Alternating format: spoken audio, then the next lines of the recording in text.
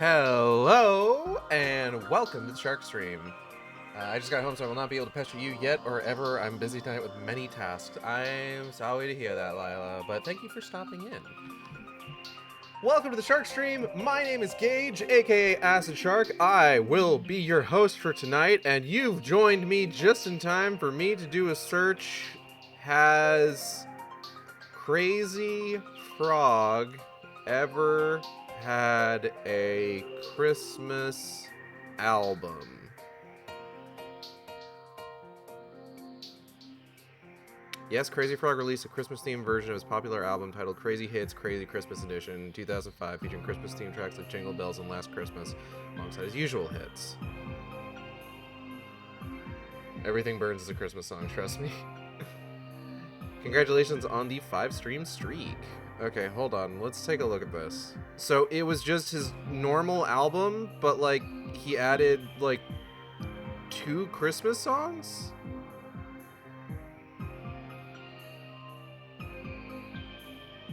Like not even like Carol of the Bells. Carol of the Bells seems like such like an obvious like slam dunk for Crazy Frog. Like that just seems like... But no, we got Jingle Bells and what the fuck does the Crazy Frog version of Last Christmas sound like? Hold on. Last Christmas, Crazy Frog.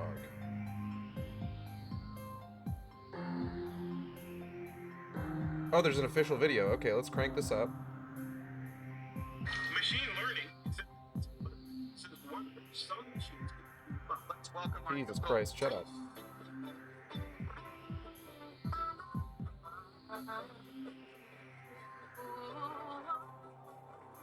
Oh god, he's naked.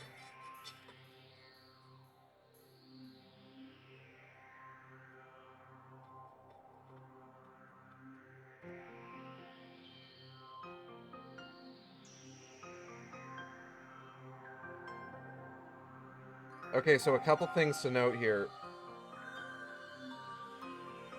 So in the Axel F video, like the one song that like everybody who knows who Crazy Frog is like knows about.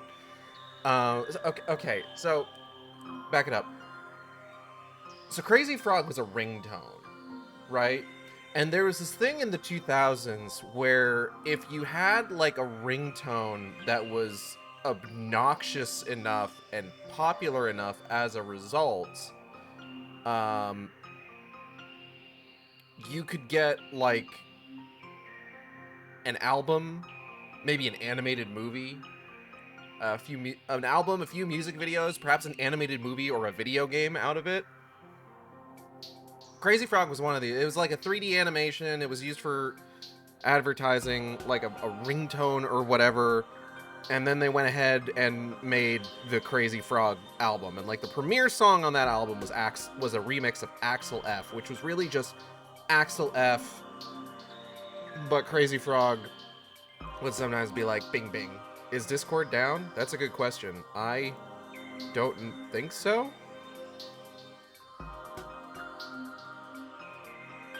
As far as I'm aware.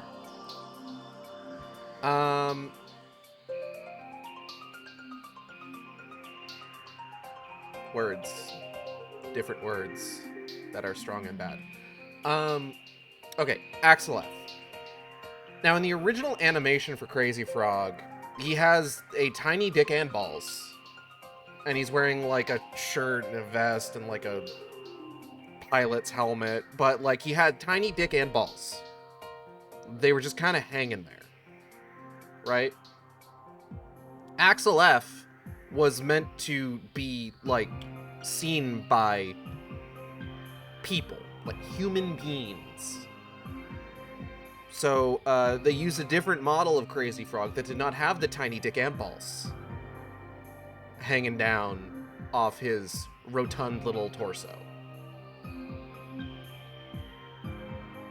So this Last Christmas video, like, I want to point out, his normal attire is, like, the vest, the shirt, the pilot helmet. This Last Christmas video has him in a knit cap and scarf only.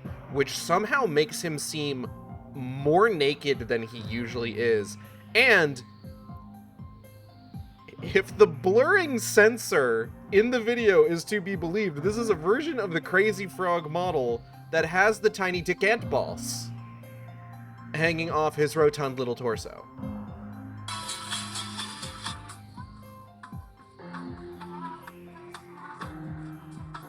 Oh, Santa's trying to get him to help him, but he's an idiot. Unfortunate. Okay, he's done the same canned animation 3 times.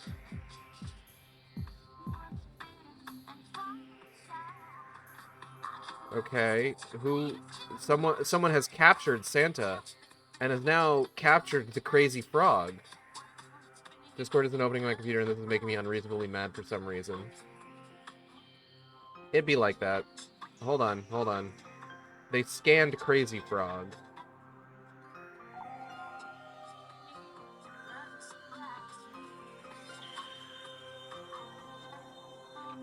Oh, they turned him into marketable plushies. Oh no.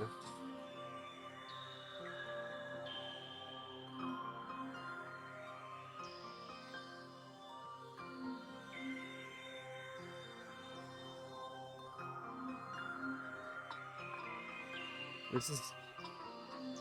I gotta stop watching this. This is very distracting. Shadowbringers. It's time to play some Final Fantasy XIV. We will be continuing Shadowbringers today, but first we're going to be taking a look at the Starlight Celebration 2025, where we are going to get our Gridanian Gulp on. I'm excited.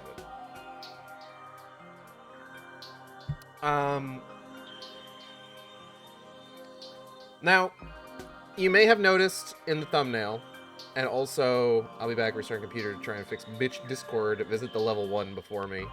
I will probably visit the level 1 today. Now, you may have seen in posts on Twitter, I don't fucking use Twitter, posts on Blue Sky, as well as our thumbnail over here. iGuild looking a little different. So between last stream and this one, I have done the 7.4 MSQ, as well as finish up the Arcadian raids. And the Arcadian raids, in particular, have had a bit of a charring effect on Igeld's hair there. So Igeld's got a new look. I also got one of the new hairstyles off the cash shop because I really liked it. It's the guy from Neo from Fantasian. Is it Fantasian or Neo Fantasian? I don't fucking know. I do want to play that game at some point. It seems neat. But the hairstyle gives me Nier vibes, like bro Nier vibes. So I'm just like, oh, I want this. It's like, dude, if I can make like an adult brother Nier glam, that would be sick a hell. So I'm gonna need to like look into that. Restarting computer worked. I'm mad. I'm sorry you're mad. I hope you get less mad. I hate when turn it on and off again works. Sometimes it's that simple, unfortunately. But once we're done with the Starlight Celebration, we will be continuing Shadowbringers patch quests as we close in on the end of the Shadowbringers epilogue, as it were. And then once the epilogue's done, whoa, we got a whole bunch of stuff to do. We got Shadow of Verlet, we got fucking the Nier raids to do again. Oh. Dog, if I could throw together a Nier glam for at least the third one, the third raid, that'd be aces. I'll have to check Eorzea collection for that. See if anybody's come up with anything good. But yeah, first thing's going to be first today. We're going to be doing the seasonal event, which I am excited for. And then once we've done the seasonal event, we will discuss the level 1.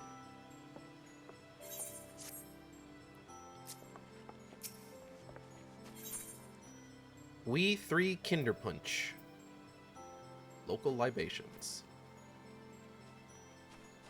You didn't talk about FF14 players making religion of a glitch. No, I was too focused on Last Christmas by Crazy Frog, which isn't really Last Christmas by Crazy Frog. It's Last Christmas by, like, a cover artist, and then they inserted a bunch of Crazy Frog Bing Bings in there, and then made a music video with it, and Crazy Frog Stick and Balls are out. Amgaranji could use some help from an adventurer. Hi, Gald. I'm not going to do any voices for this right now. My throat kind of hurts today, so I'm going to probably skip voices for today's stream. Hi, Gald. What a pleasure it is to see you again in this most festive of seasons. Allow me to reiterate my thanks to your contributions to Starlight's Past. Starlight's Past? What are you talking about? It has definitely been less than a year. Inspired by an oldish guardian tale, the Starlight Celebration is about granting the wishes of children. And this year, we are bringing back the festive market that offers joy and merriment to young and old alike, the Starlight Stalls. You say that and always do at least one voice, and I probably will do the same this time. The first time around, the Carline Canopy supplied us with Kinderpunch, a kind of mulled punch, which we provided to guests. It proved tremendously popular, so we are planning to provide it again, with a twist. Ooh, what kind of twist? Is it a cinnamon twist? Alas, with all the celebrants busy attending to the preparation at the stalls, we haven't been able to get working on said twist. If you are not otherwise occupied, might you be willing to lend us a hand? I love twists! I am truly grateful. Without further ado, please join me at the Carline Canopy stall at the market. There I shall explain the particulars to you. When you are ready, the guide yonder will be glad to escort you through. I shall see you anon. Alright. Let's fucking go. I got my critties out. My Christmas titties. Sorry. Ah, so you are the adventurer who has agreed to help us. If you would follow me, I shall take you to the Starlight Stalls. Let's go.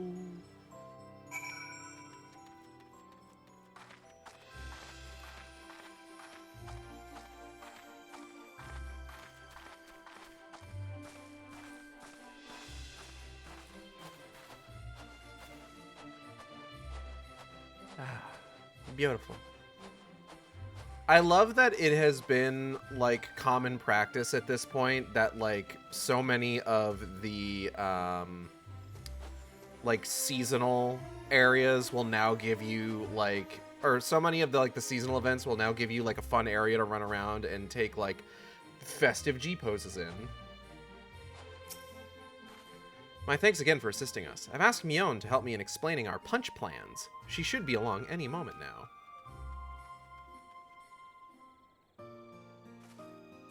Hi, Mommy. I mean, Mother Mion. Ah, so you're the adventurer who's been roped in to help. Yeah. We know each other. An excellent choice, given the fine work you did distributing the punch last festival. It was a favorite among attendees, and the mugs had the desired effect of promoting the Carline Canopy. When I mentioned this to my guild counterparts in the other city-states, they were keen to have their homes represented on the mugs as well, and so we had these beauties made. Oh, those are beautiful. I need a real one. They bear local vistas and motifs such as Galleon for Limsalaminsa and a Cactuar for Ul'dah. I do love a good Cactuar, with seasonal flourishes worked in for the festive touch. Since we have now 3 lovely mugs, we thought it would be fitting to serve up 3 varieties of Kinder Punch. In Gridania, punch is traditionally made by simmering the juice of locally grown apples with blood currants, cinnamon, and various herbs. For the Laminsan and Ul'dah varieties, I'm keen to incorporate ingredients found in their respective locales, but I haven't been able to decide on what. And therein lies our request. Hello. Can we get some mulled punch, please? There's the one voice. Hello, hello. You what? Whoa, new mug designs. Are the pictures of other cities? I wonder what they're like. Ah, young Jultane. The punch isn't ready yet, but it shan't be long now. We are currently preparing 2 new varieties, you see, using ingredients from the cities shown on these mugs. Hehe, it does me well to see the youngling's curiosity for faraway lands.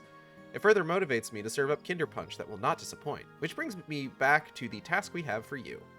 We ask that you investigate what ingredients we should use to create punch that best captures each nation. Gridania's market attracts many visitors from the realm over. An adventurer such as yourself should have no trouble identifying suitable individuals and coaxing out the relevant information. Go forth and profile people. Whiskey. Your confidence is most assuring. I shall apprise the other celebrants of the situation, then return to Miketo's amphitheater. I look forward to your findings. So Laminsons are gonna want rum.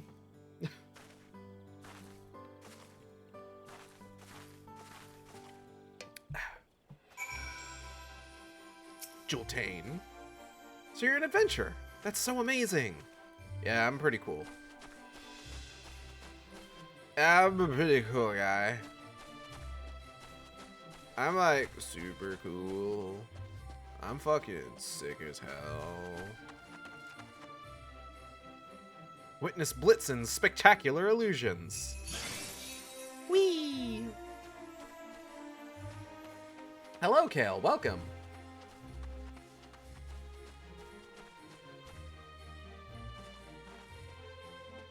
Oh, hey, there's Delina.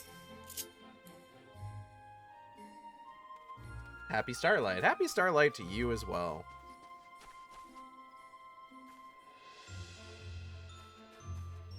You are looking festive, I think. Is that festive? Is this festive? This looks festive. I'm festive. I got my critties out. All right, I gotta go. I gotta investigato.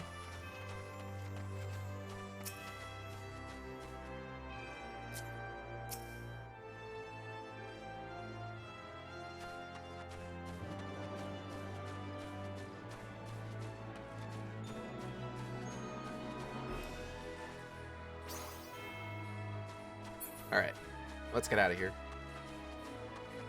Let's go investigate and profile some people in the markets. Hey, you look like you're from Limsa. It's like, what the fuck does that mean?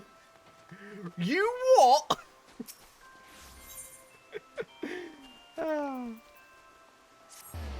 What? Racial profiling in Gridania? Never! It's not racial profiling. It's regional profiling.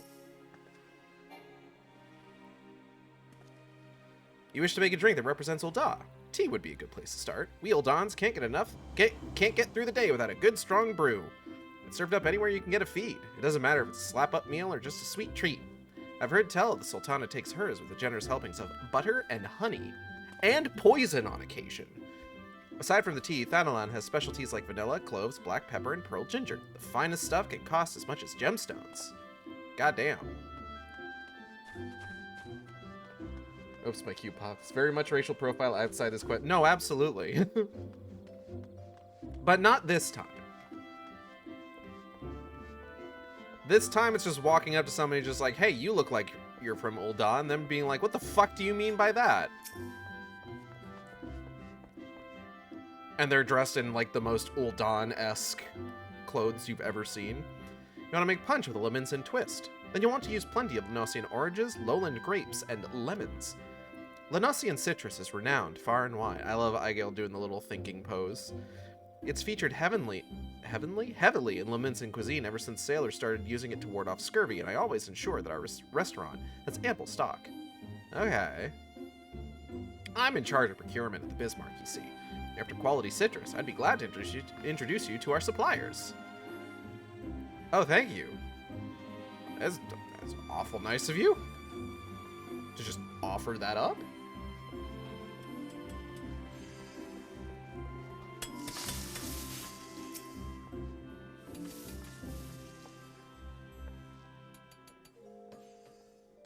god, imagine like, oh, it's an Ul'dan lady, and it turns around and it's literally Nanamo in her disguise. It's just like, how the hell did you get this far from Ul'dan?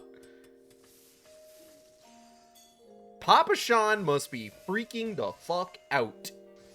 What's that? Ingredients that are distinctly Ul'dan? Well, most of my countrymen would say nopal and spices. That would be selling our cuisine short, for dining should be an adventure. The thrill of the unknown, the triumph of audacity. A dish should have all the drama of a championship bout at the Colosseum. Oh, yes. Also, you say that, but listen. I'm listening.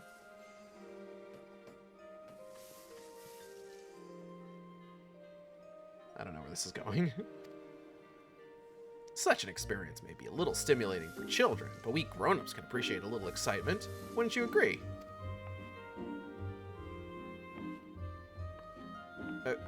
Okay, that gave me nothing.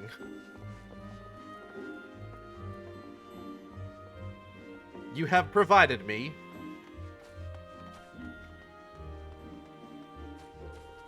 no usable intel. Thank you. Allowing a replacement battery for my power supply and it annoys me. I'm sorry.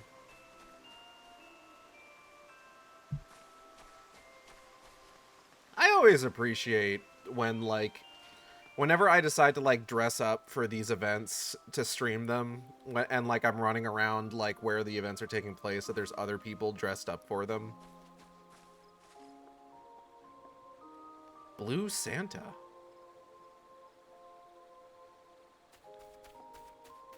It's his own original character, Blanta. Welcome back, iGeld. Were you able to learn anything promising?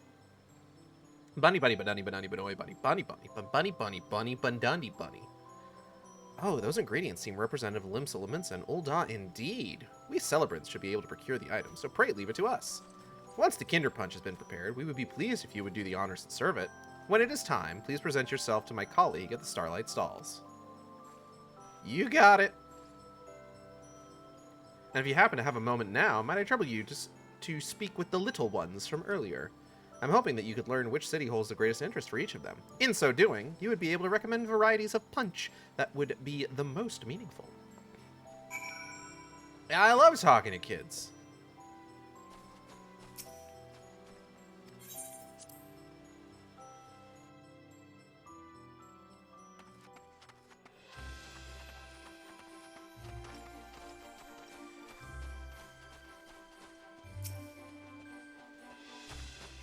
You look bright. Bunny, bunny, banani? The punch is almost ready. I can't wait to have some. What do I like to eat? Fruits. We have apples and berries here in the wood, but I'd love to try fruits from other places too.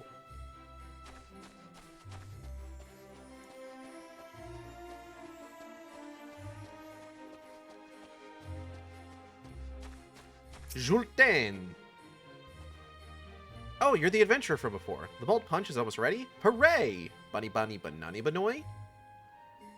I want to learn about all new places, so it's hard to decide on a punch. There's no ocean in Gridania, so it's my dream to go sailing everywhere on a big ship. A big ship.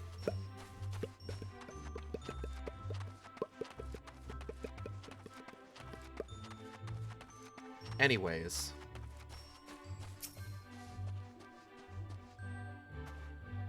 Bunny banani banoy bunny bunny.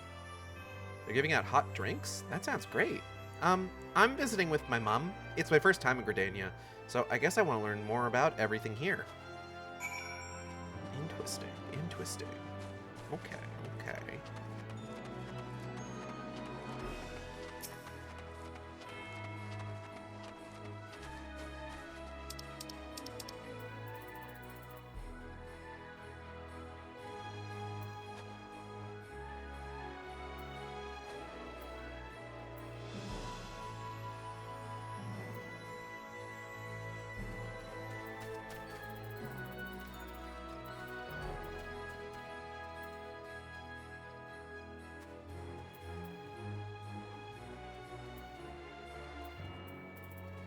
It sounds like 2 helpings of Laminsan Punch and then a bit of the old Gridania Gulp.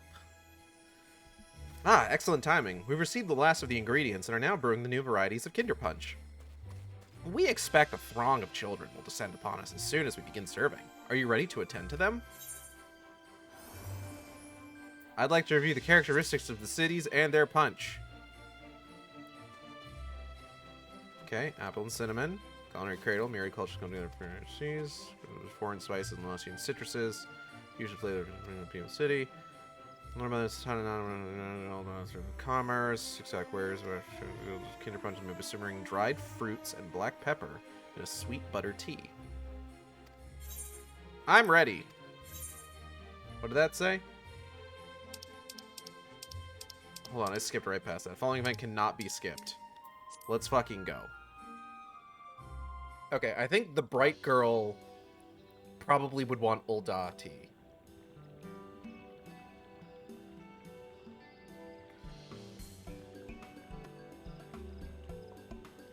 Because she mentioned fruits, and that guy's description of the tea. Oh my god! There's Himst!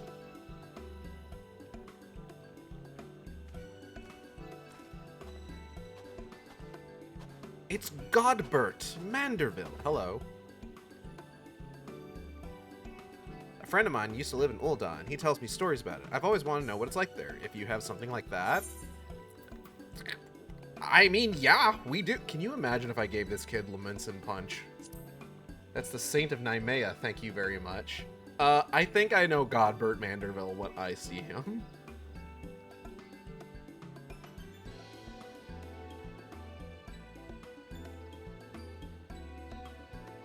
Wow, this is really good. Like a sweet tea with spices. Is this what Ul'dah smells like, I wonder? No, Ul'dah smells much worse. I'm going to get my friend to come too. Oh. Someone approaches from a distance. Oh shit.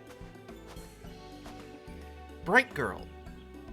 Love to see what fruits from other places taste like. Do you have a punch that's made with them? Okay, let's give you the Laminson Punch. The Saint is watching.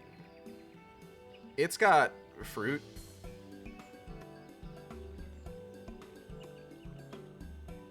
That should fulfill your request.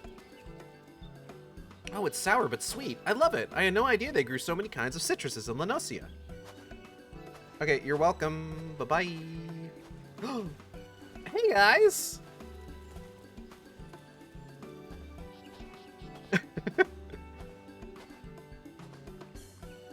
You're here for punch too. Come on, let's go up together.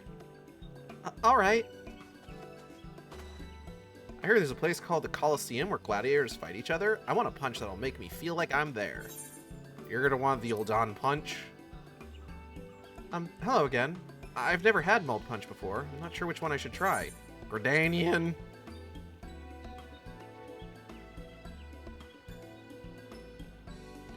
Take a fucking sip, kids.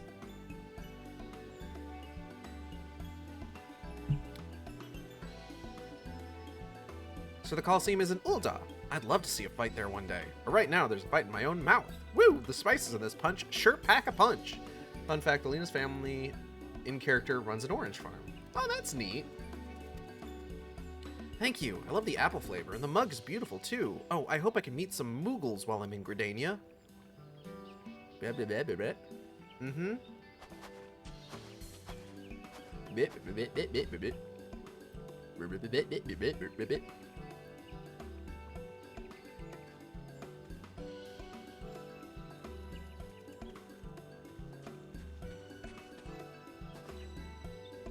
Hey, Jultane.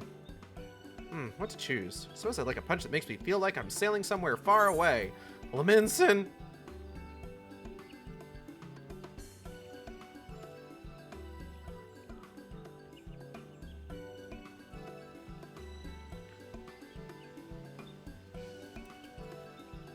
God, I could fuck up some wassail. Wow, what a great blend of flavors. I just love the design on the mug. It's ships like this that connect the whole world. Thank you, miss. I've had a lot of fun.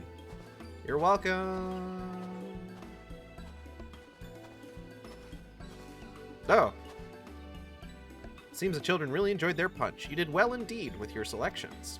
From here on, we celebrants will tend to the punch distribution with your fine example as a guide. You need only report back to Garanji. She will be eager to know how we fare. Okay. Okay.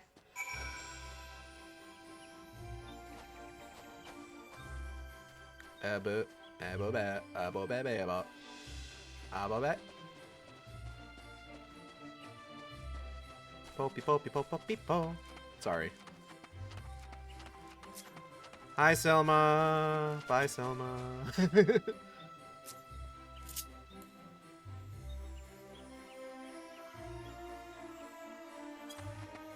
Ever the properly color-themed outfit.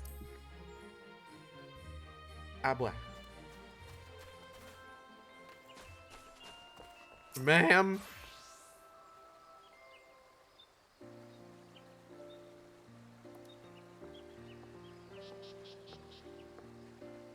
I have a color. Listen, how much you spend to get all that metallic purple? I've just finished putting out a few proverbial fires at the guild, so I thought I'd come by and see how you were getting on. The more the merrier, as I always say. And if you're here, my friend, may I... fuck. I got them from random drops and things. Okay, well that's good at least. And if you're here, my friend, may I assume that the Kinder Punch has been handed out to the little ones as planned? Bunny, bunny, bunny, bunny, bun.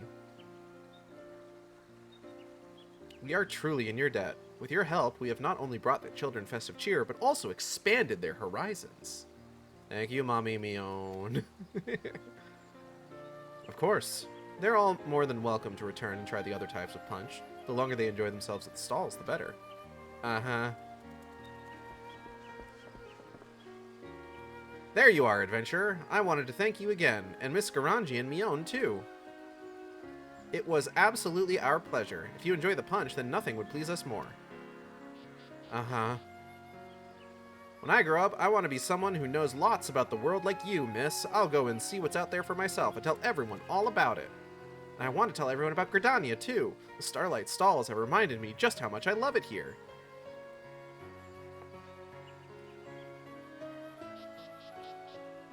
That is a wonderful wish, and I've no doubt that the spinner herself has heard it. Sure. When the time comes, it'll be my pleasure to register you as an adventurer, young man, and I'll look forward to hearing your tales of courage and high adventure.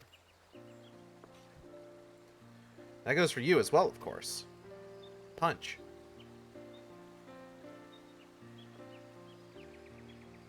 Bunny, bunny, bunny, bunny, bunny,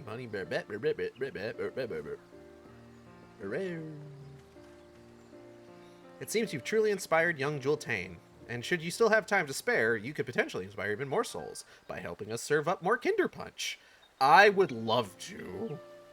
We'd also be glad if you simply enjoy the festivities here on. It is entirely up to you. While the celebration continues, our guide will be pleased to show you to the stalls. My thanks again, Higeld, and happy Starlight. Hey-o. The vendors at the Starlight Stalls are now open for business. You can speak to the Saturnine Starlight Celebrant at the Starlight Stalls if you wish to help serve more Kinder Punch. In so doing, you may well encounter some familiar faces. I do want to encounter familiar faces. Excuse me. Don't talk to me about my inventory. You learn the emotes Gridanian Sip, Uldan Sip, Laminson Sip, Gridanian Gulp, Uldan Gulp, and Laminson Gulp. She gulp on my Laminson until I limsa.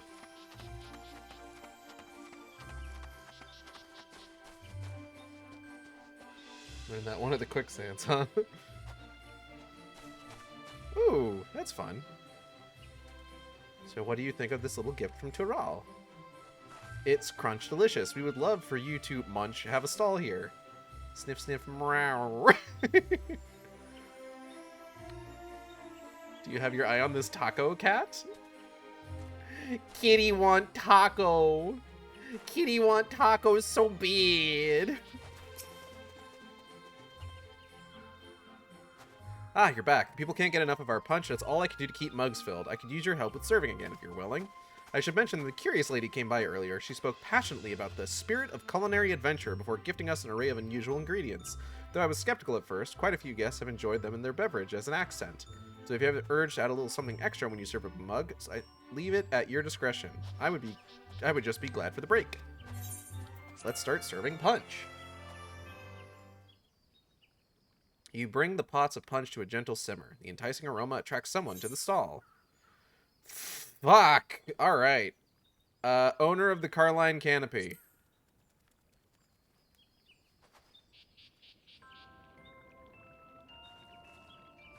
Hey girl, hey!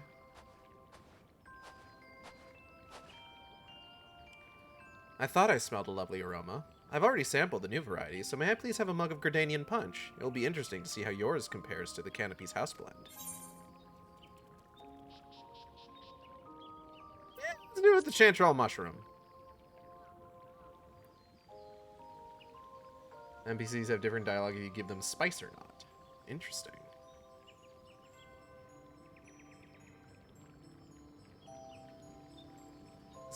Is this grated chanterelle? Interesting. These fragrant mushrooms are sought after for culinary and medicinal purposes, but I've never imagined tasting it in a sweet drink. One might require a more mature palate. There's a depth to this punch that's quite enjoyable. I'd be happy to have it again. Well, I should return to my duties. When you have a spare moment from your own, do come and relax at the canopy. Yes, mommy, Mion. Give me another one. Some of them are questionable.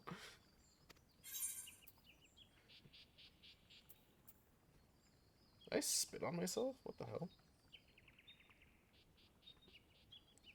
Oh, man. One of them is funny for very specific reasons. Which one is the funny one? Oh, hey, man. Hello, Ion Agenda. I couldn't help but come see our laments and mugs being used, and suffice it to say I'd be much obliged for some punch, too. Ooh.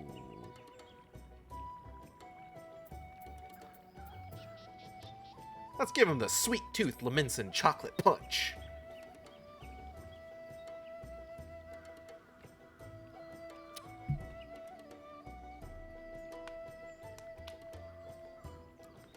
I'll become unbearable during Endwalker. Bugger me, that's sweeter than a siren's kiss. You put chocolate in here, did ye? And a whole bleeding sack of sugar, too, by the taste of it. Still, there's folks as like something a little unusual, and ye'd be surprised at how many sea dogs have a sweet tooth, what with sugar being used to preserve food on voyages. I reckon ye might be onto something here. Any road, I'd best be on me way. Thanks for the hospitality. Next time you're in Limsa, stop by the wench, and I'll return the gesture. This is Delina's accent, by the way. Worse than Patches.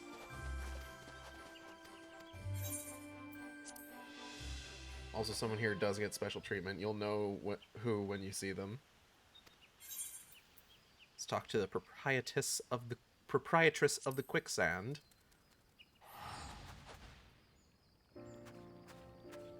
I love how the camera is set lower. Hi, Momodi. We love Momodi here on the Shark Stream. Momodi's great. Mion invited me to Gridania for the Starlight Celebration. I couldn't say no. Might I trouble you for a mug of Uldan punch? Let's get with you some nopal pulp. Picked all the second options myself. I'm gonna do all of them, yeah. Take a fucking sip, babes.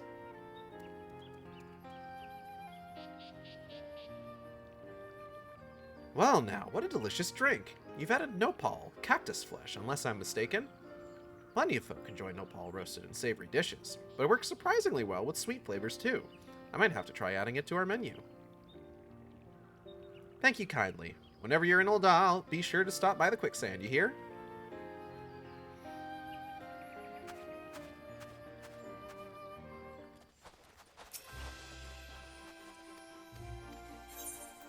Start serving some punch. One of the seed seers. Oh, yep.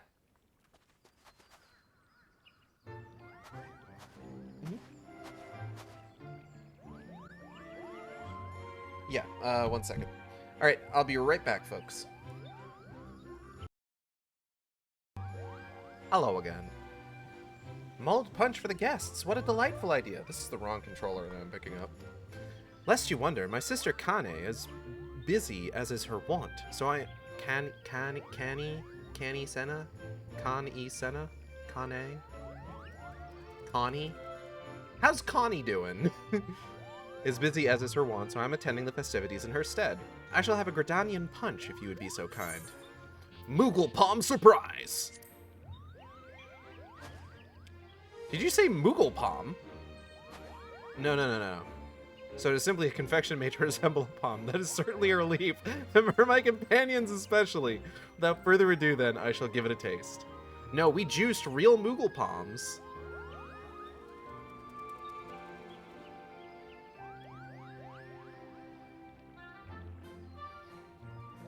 Well now, that is perfectly delicious. Just try not to frighten the children over much, do you hear? No promises. Kanye-sama. God.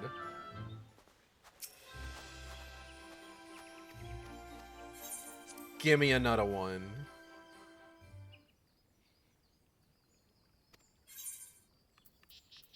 The Lord Commander of the Temple Knights. It's confection shaped like a Moogle Palm, made from 100% organic Moogle Palm. Oh my god, he's dressed up for the occasion. That is great. What a pleasant surprise to find you here, Igald. 'Tis a great joy to spread cheer to the children during Starlight season. Though I must confess, this little helper finds himself in need of some refreshment. Might I ask for a mug of the local Gridanian punch? I need to take a screenshot of this and send this to Natalie at some point. Hold on, I'm just gonna... Boop. There we go.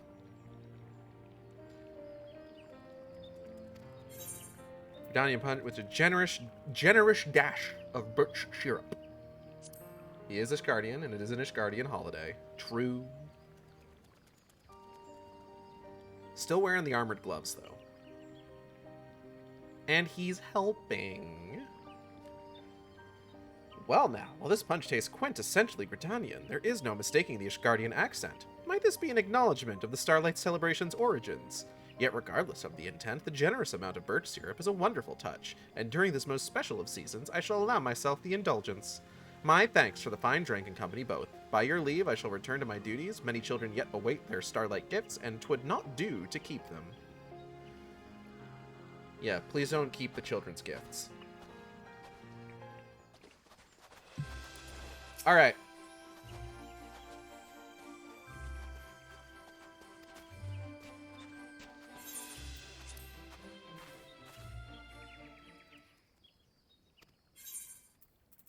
A representative of the East Aldenard Trading Company.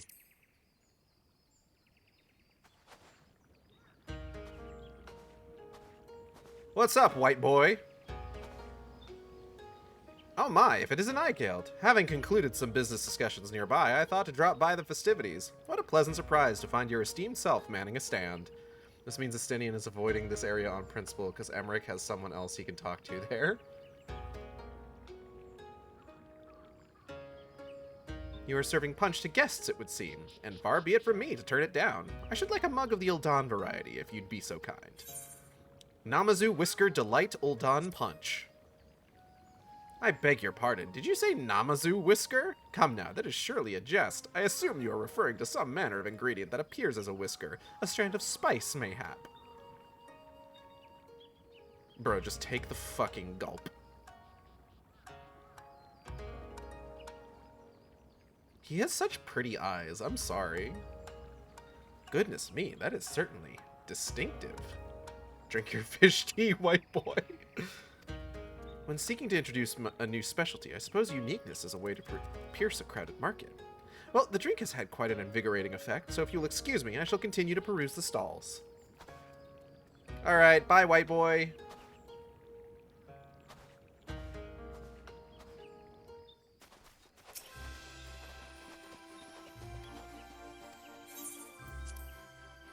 Alright, now for the one that Lila's been waiting for. The satrap of Radzat Han and a diminutive dragon. Yeah, the dialogue changes and they talk about something completely different depending on which drink you get. Oh, you're using the baby version today, I see. What fortune to meet you here, my friend. I had heard tell of the festivities while attending to some matters abroad and decided to make a detour and tour the stalls. I must say, I also smell some familiar fragrances. If you are serving beverages to guests, then 'twould be improper not to accept. May I trouble you for a mug? Extra hot and spicy Leminson punch. Not just him, but also her. Do you think you'd still get him just without her if you haven't done the Endwalker patches?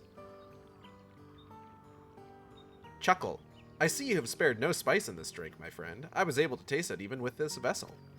I dare say Zero would enjoy it. Oh, Zero mention. I dare say Zero would enjoy it. They still serve her special curry at the Mehane? I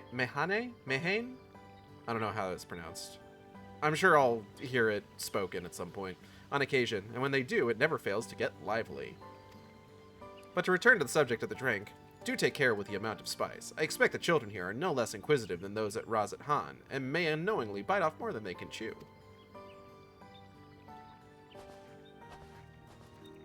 Yeah, they're all European here. They wouldn't be able to handle their spices. Ah, you're back. The people can't get enough of our punch. Oh, wait, no, I've read all this already.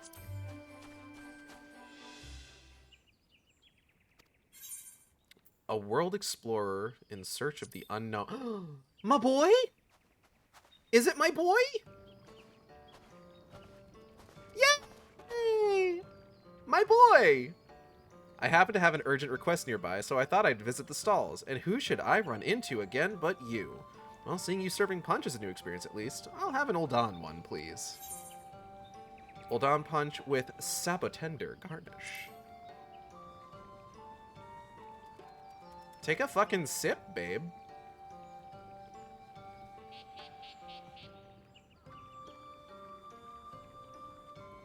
By the 12. This is Sabotender, isn't it? Uh-huh. Not you too, Igeld. They aren't entirely inedible, I concede, but putting them in a sweet drink? There are limits, for God's sake. When you travel the world, you truly encounter all kinds of things, and people. Suppose I owe you for that, at least. He hates it. Oh, boy. God bless him. Okay, well. Also, if Reacher takes the child model places, because as always, he hides better. Estinian referenced. Now, let's take a look around here, see if we can't find any. Oh, there's Battaron and Momody. It was worth making the trip, eh? Indeed. Let's go and have a mug ourselves, shall we? I already served you two. But there's always a lot of fun little... Oh my god! You guys! I miss you guys. I think you'd look quite fetching in that red, Radovan. Not my style. I love Radovan and Sophie. I hope you guys are having fun searching for stone tomes.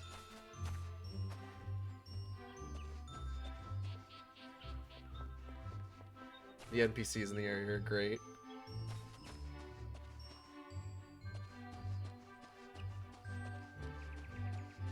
Oh, I miss interacting with the job NPCs so much.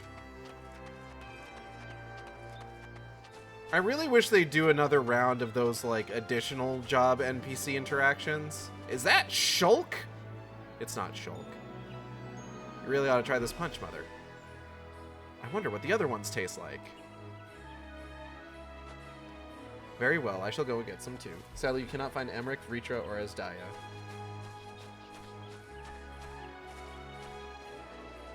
But yeah, they need to do another round of those additional job quests where you just kind of get a sense for where everybody's at.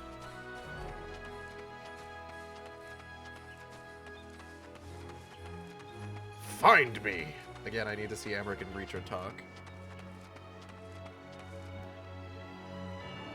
Oh, there's Delina. I found you immediately. Oh, hey! Picked a good time to visit. I must say this is really thoughtful. Ah, so blessedly warm. We'll meet them a little bit another time. All right. Ooh, I see somebody I know.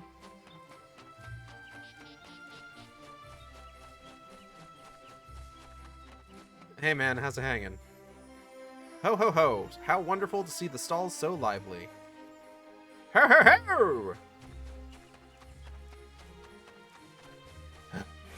Okay.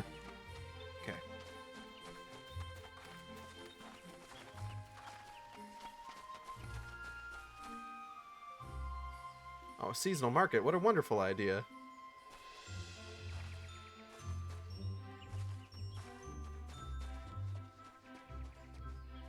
Oh, it's the guy who's horny for wood! Our wooden creations are full of warmth and character. Just them allowed to enjoy the event. Yeah, it's nice. Have I been up this way already? Hold on. Am I on a different side? I think I'm on a different side. Oh, these two. A marvelous festival, isn't it, Rudy? Yep, yep, yep. Yep, yep. Bow, bow, bow, ba-dam, bow, bow. I hate that the glamour unlocked and all I changed on my summoner glamour was the pants because I'm too dedicated to it. I need to run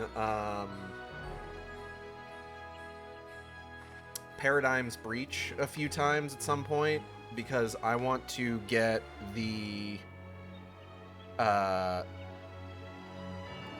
rest of the maiming gear, because I like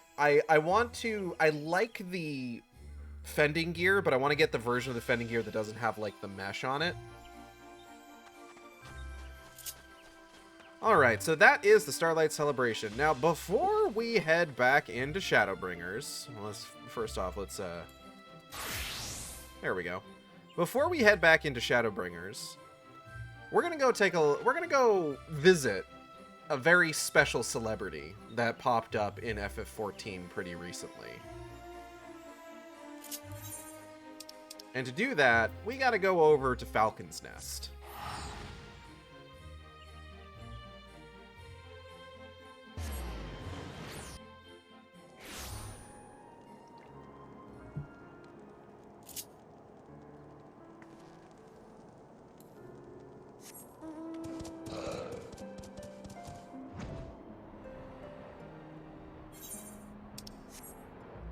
Let's see. Where are you? Here you are. I wanted to go ahead and make sure that we met up with the level 1 on stream. So, this is a Steinbach that for whatever reason, when 7.4 dropped, just kind of appeared out here in Kurthus. Doesn't have a name. Is level 1. People saw this and just like, this is my favorite creature that has ever been. And when we were getting the hotfix for 7.4 the other day, a lot of people made pilgrimages to this area to observe and take pictures with level 1. With the assumption that when the hotfix hit, she was going to be gone. Only for the hotfix to come and go and not include any sort of patch note regarding the removal of glitched mobs. And so people came out here and she's still here. And we love the level 1. More than that, she did get referenced by the official English FF14 Blue Sky Point. One area even multiplied. Yeah.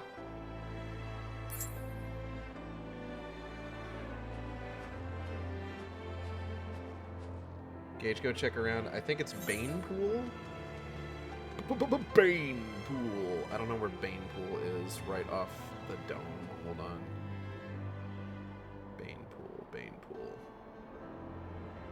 Wherefore out thou? Bane Pool. Bane Pool. Here you go. So just mark that.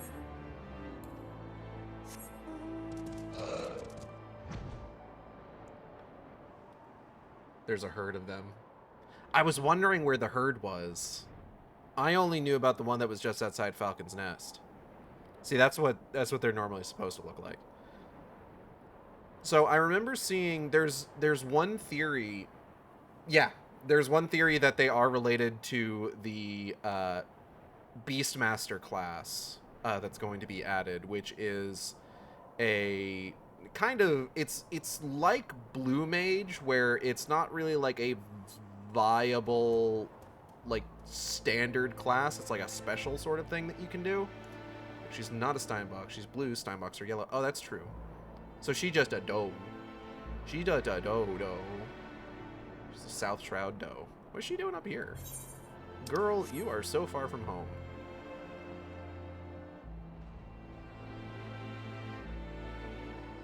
Girl. But so loved. True.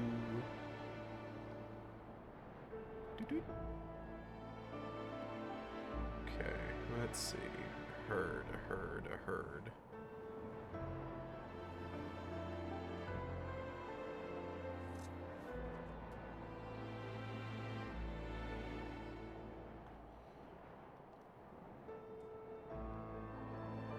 I know I've seen pictures of the herd.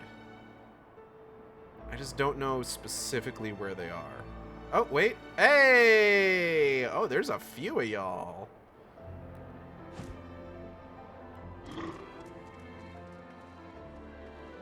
Look at them!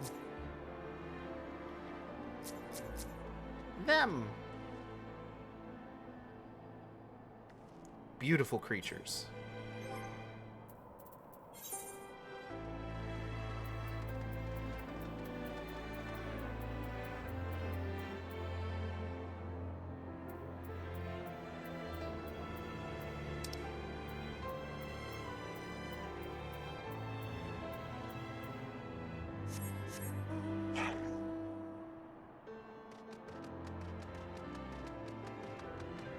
When in Rome. We should probably get started on the actual like game that we need to play.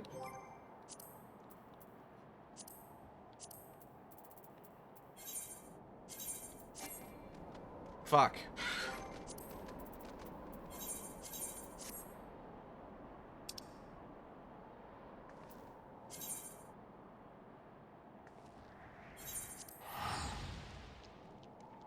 They're so very.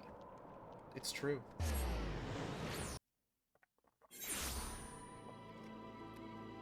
What I really want to know... Shit, we're starting 5.3, aren't we? I think so.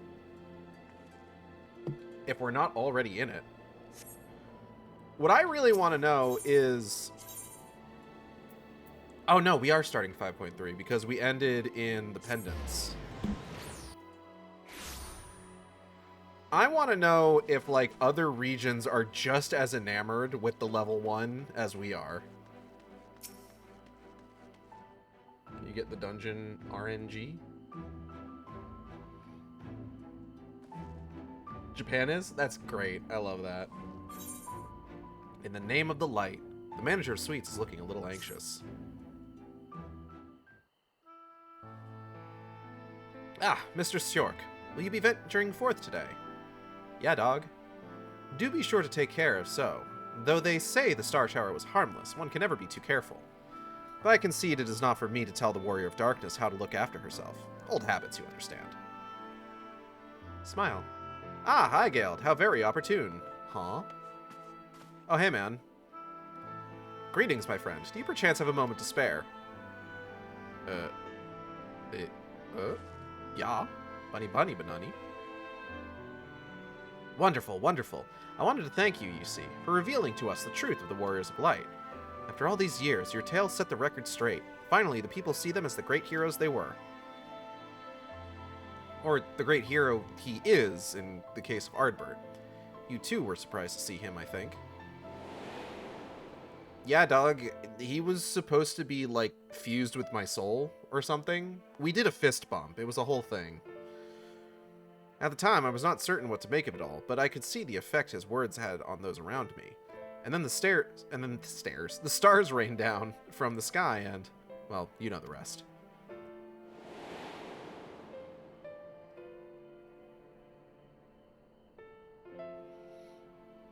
When the commotion died down, you were nowhere to be seen, but I was determined to express my gratitude. And so here I am.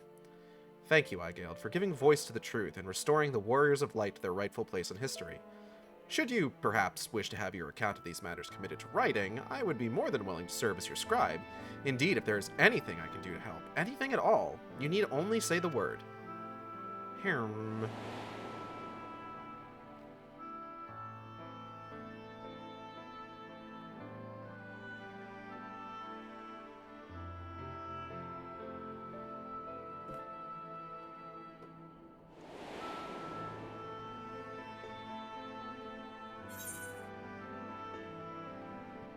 What can you tell me about the Warriors of Light?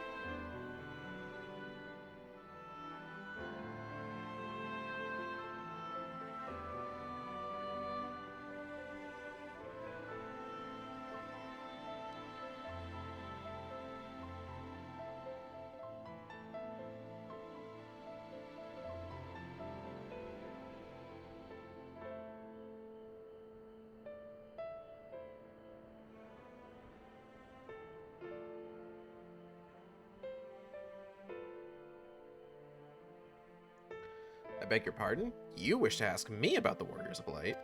Yeah, dog. Forgive me, but I dare say you already know more about them than any living soul, save for Ardbert himself, of course. Unless you refer to the Warriors of Light more broadly.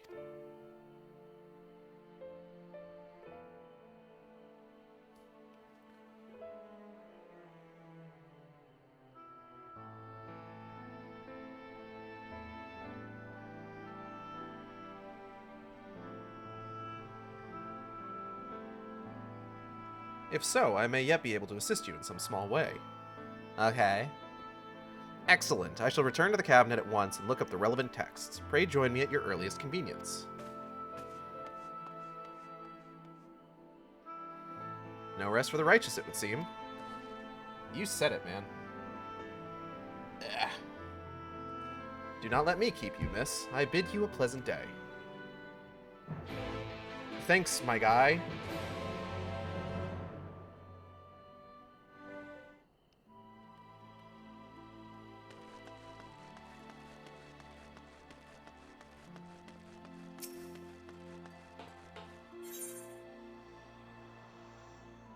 Okay, Cabinet of Curiosity.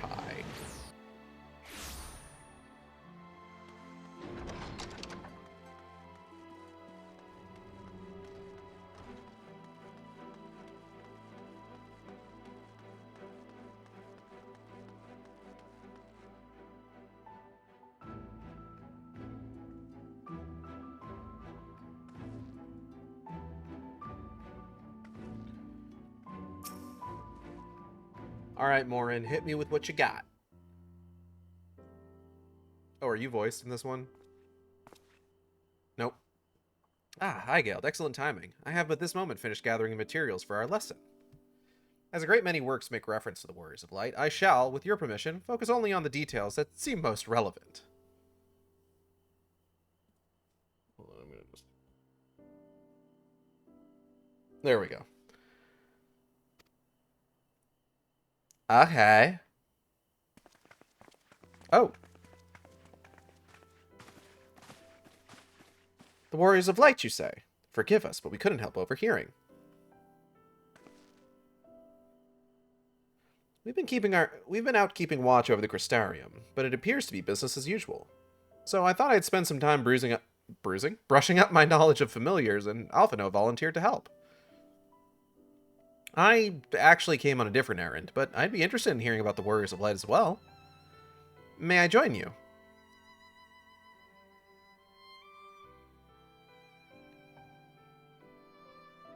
Bunny banani banoi? Of course, the more the merrier. If you would care to find a table below, I shall be down with the books in a moment. Aye.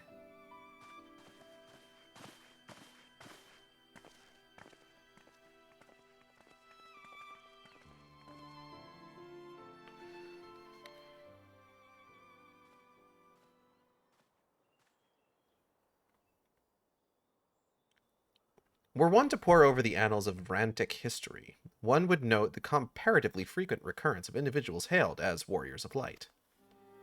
Vrantic, from Norvrant.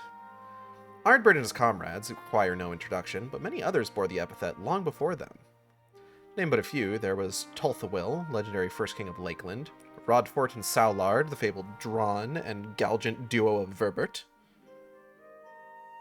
And no list of Vrantic heroes would be complete without the Archmage Tiona of Ronka. In older texts, she too was called a Warrior of Light. Oh, we found her tomb! It did surprise me how ready people were to forget the negative associations of the title, but it makes sense if it's been around for centuries. Verily, in ages past it was simply a synonym for hero. In the wake of the flood, however, light came to be regarded with fear, the title used not to exalt, but to revile.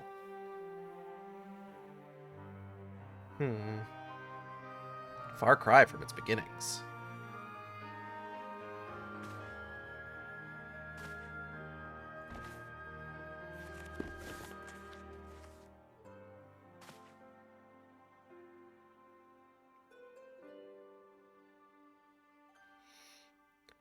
This, my friends, is Norvrant's oldest epic, the original tale of the struggle between good and evil.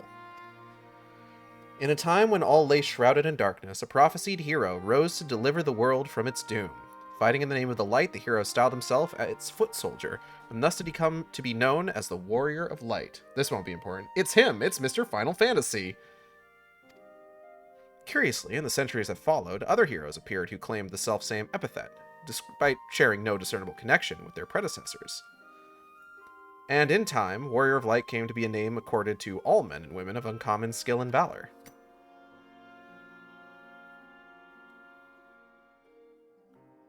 First name Final, last name Fantasy. Well, the plot thickens. As you know, the title of Warrior of Light is also used in the source. Though the manners in which individuals have earned it are many and varied, heroes have been honored thus since antiquity. Nor does the custom show any sign of dying out, as you can well attest. Hold on a fucking second, though. I thought Warrior of Light was specifically regarded to the heroes at Cartano because all anyone can remember is just a bright light of them after they sacrificed themselves to stop the rampage of Bahamut. This isn't the source. No, I know that, but Alphino is just like, Warriors of Light is also used in the source. It's like, yeah, for like 5 very specific people. Nor does custom show any signs of dying out, as you can well attest. Makes you wonder, doesn't it? It surely can't be a coincidence.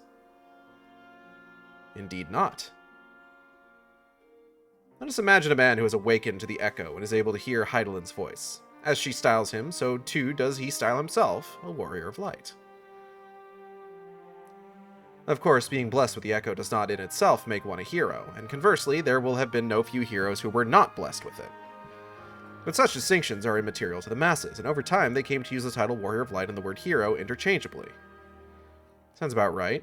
It would be interesting to see if the theory holds true in the other worlds, if crossing the rift were that easy.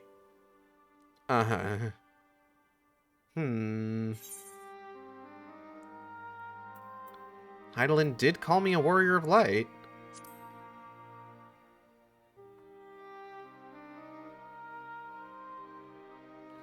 She did. I've never heard her voice myself. But I can feel her presence, perhaps through Minfilia. At any rate, assuming all of this is true, and there's a common thread behind the epithet, I doubt the Asians will have been amused. To have the world at large associate light, and by extension Heidelin, with good, must have added insult to injury.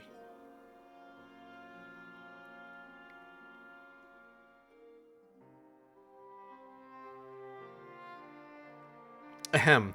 While this discussion is undeniably fascinating, I wonder, should I be privy to it? Mayhap it would be better if I excused myself?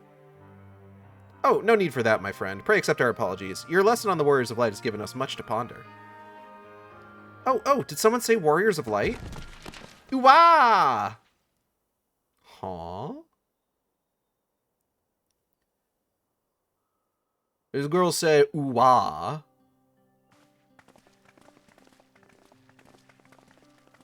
Hey, how's it hanging? Riki Tio, are you alright?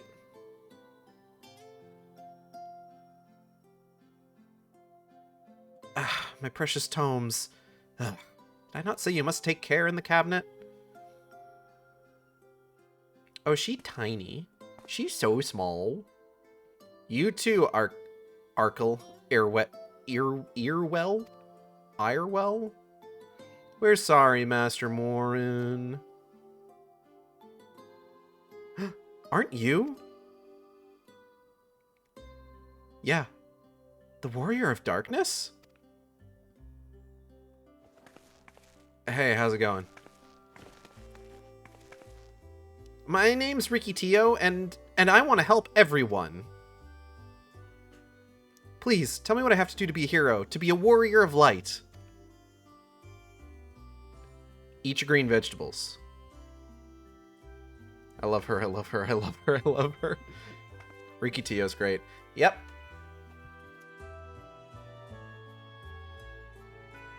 I think it might be in... Oh, yeah, that's right, I did bring it up here.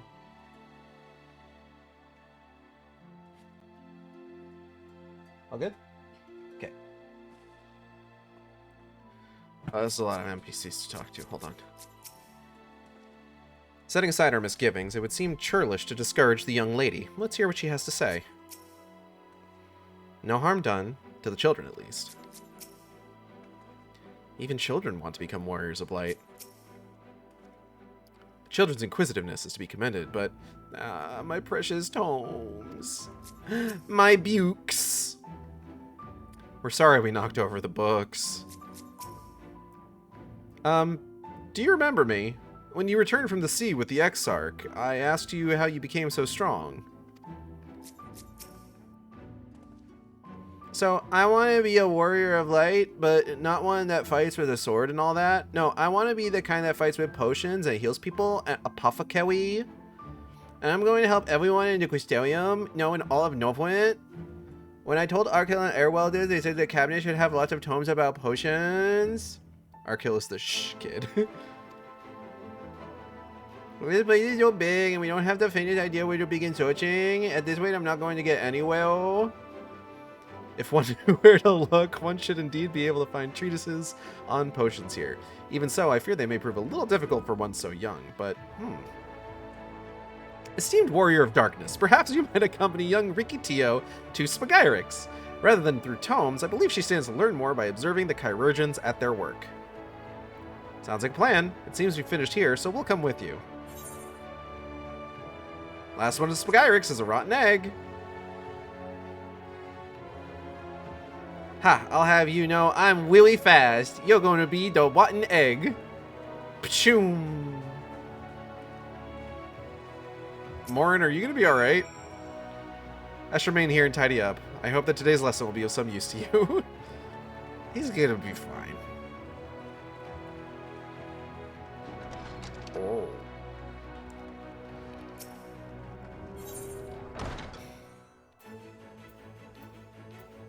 So I've been thinking.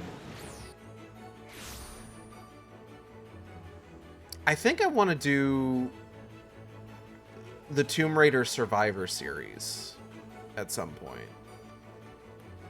on stream.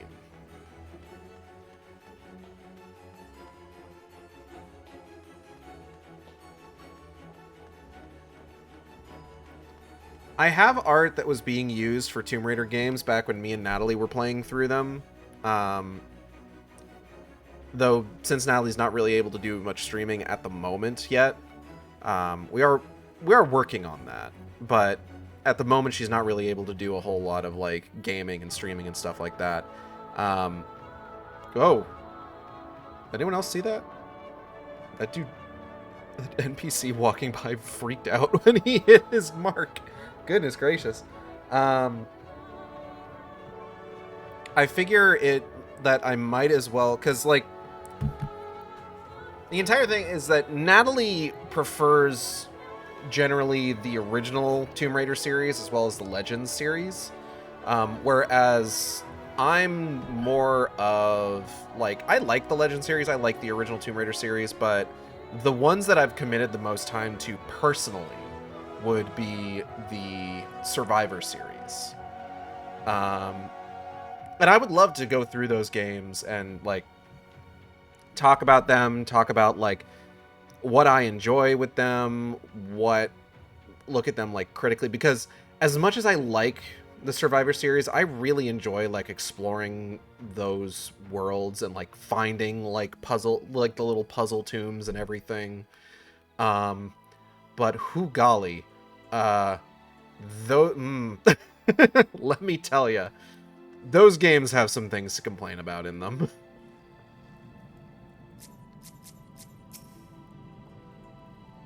It appears there aren't so many patients at the moment. I only pray that such peaceful days continue. After you finish helping Riki, can you help us become Warriors of Light too?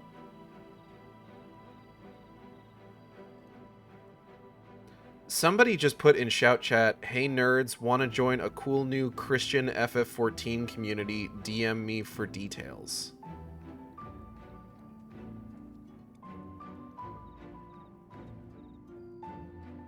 Like, I'm not going to DM them, but just, like,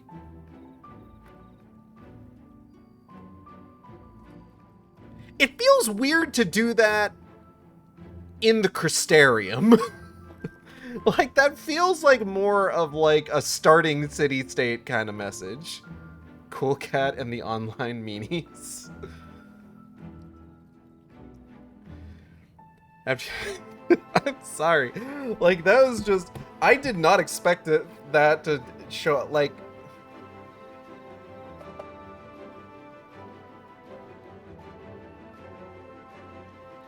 That came out of nowhere. Ugh.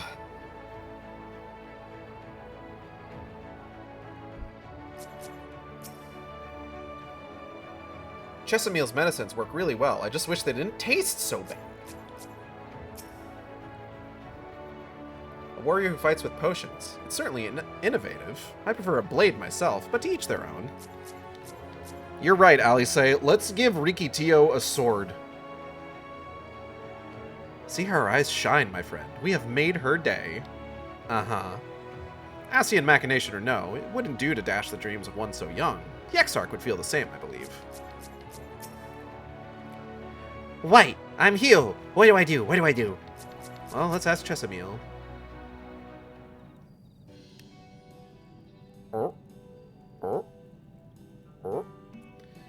Well now, to what do I owe the pleasure of so many bright-eyed visitors? Bunny banani banani banoi banani. Is that the way of it, sweetie? You wish to learn about medicine? She's so cute. That's right. I want to become a warrior of light who uses potions to help people all over the world.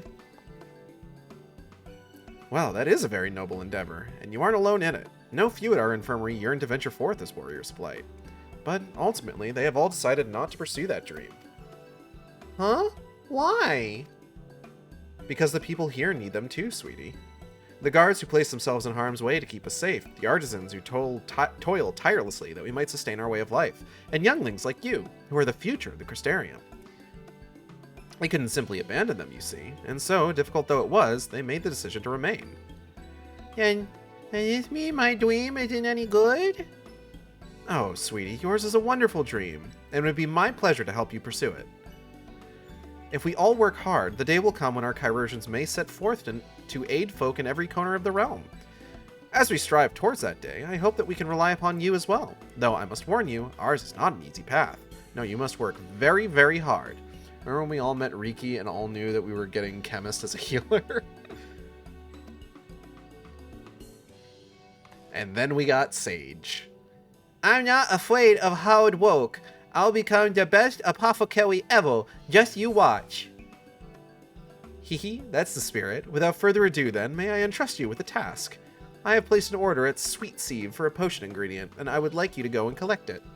I love her so much, I am patting her head telepathically. Ooh, an ingredient! Weave it to me, miss. She got a little tiny tail. It's cute. My, such an abundance of energy. I can't help but wonder if she'll be all right by herself. My apologies, but would you mind accompanying her? When you arrive at Sweet Sieve, speak with a woman named Gracine, and she will point you in the right direction. You got it. I shall join you. As the one who suggested this course to Riki Tio, I would assist in her first steps. Aye.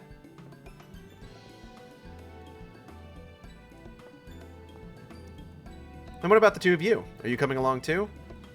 Well, we do want to become warriors of light, just not the same kind as Riki. So we'll wait for you here, warrior of darkness. When you return, please teach us how to fight. But in that case, Reen and I shall keep them company and take the opportunity to ask about their aspirations. Hello, Ak4. Welcome. Vinyl Fantasy. True.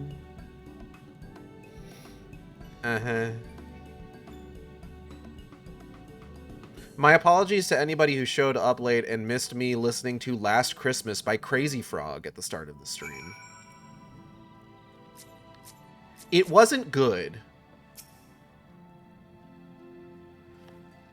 Thank you, sweetie. I feel better knowing that you're keeping an eye on Riki Tio. Too many grown-ups would only diminish Riki Tio's sense of accomplishment. We'll stay here and talk to her friends.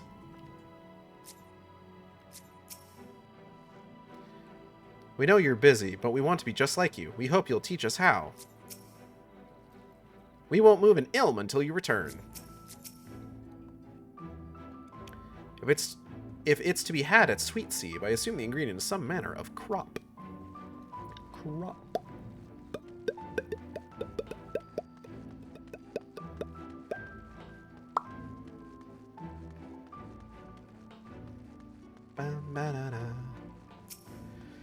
Dun dun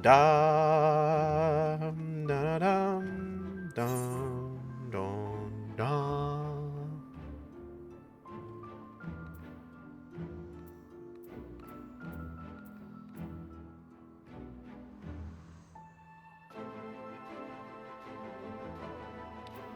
Should probably just go to the Aetheryte.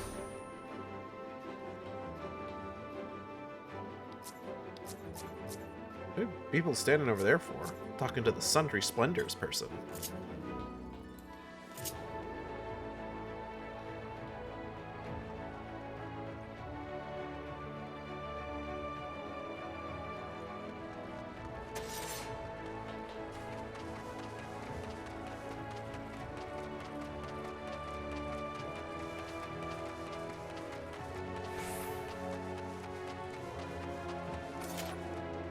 Oh, there she is. And Alphino's here too. Are these small enough?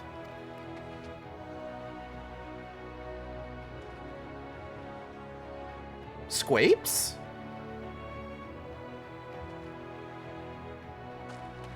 I didn't realize the Crystarium still had squapes. They only got the Endwalker ones. We still got Squapes and Shadowbringers. I completely forgot these were here, I'm gonna be honest. Good old Squapes. Everybody loves Squapes. Ah, there you are. As it turns out, the ingredient still wants for harvesting, so we are going about that now.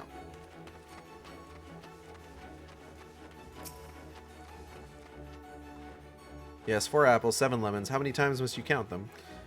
If it isn't the Warrior of Darkness herself, may I assume you are with Master Alphino? Ya bunny bunny bunny bunny bunny. Right, lest you wonder, Chesameel's order is for grapes. As busy as we have been of late, however, I regret to say we didn't have the time to harvest them.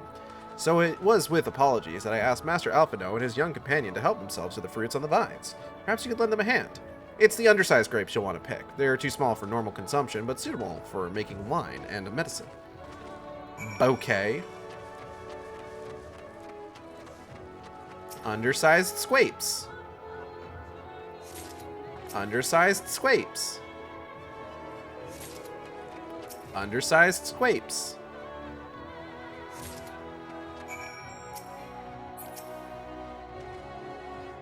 I've harvested all the undersized grapes I could find here. How goes the picking effort? It goes, Riki Tio! Oh, you're here too. We're picking whittle grapes. It's quite fun. Yeah, I got some. I got some right here. Some squapes. Oh. Wow, you've picked this many already? Amazing. Mine now. I dare say we have enough between us. Shall we take them back to Chesameal? I can't wait to see what she's going to do with them. Tell me, Riki, what made you want to become an apothecary and warrior of light? Why? Well, a while ago, I fell sick. Really sick. My body was burning up, and I felt so weak I couldn't even get out of bed. Then a traveling apothecary came and gave me a potion to drink. It was the foulest thing I'd ever tasted, but it made me get better. She was so brave. The apothecary, I mean. She went around taking care of people, even when it was dangerous. And I decided I wanted to help people just like her. So I started brewing potions out of glass and giving them to my friends, but I didn't really know what I was doing, or there was anything else I could do. Then not long ago, a neighbor told me he was going to become a warrior of light and go traveling the world helping people. And I thought, that's the same as what I want to do. I see. Out of curiosity, what did your neighbor do in the end? Feywa? I haven't seen him for a bit, so it must already be out there looking for people to help. Oh, your neighbor was they-themler. Oh. Thala. One of the guards awakened by the star shower.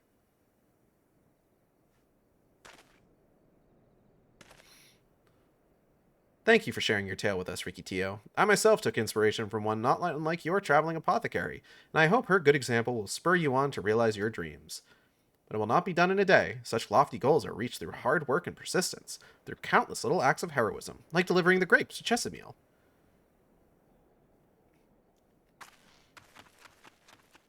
Baby Mikos have such big ears. It would seem I have been laboring under a misapprehension. That was it. I had convinced myself that it was Elidibus who had sowed the desire to become warriors of light within the hearts of the people. I gotta stretch my back. Okay. But I see now that the impulse to aid their fellow man abided within them from the first. Elidibus did no more than give it a name.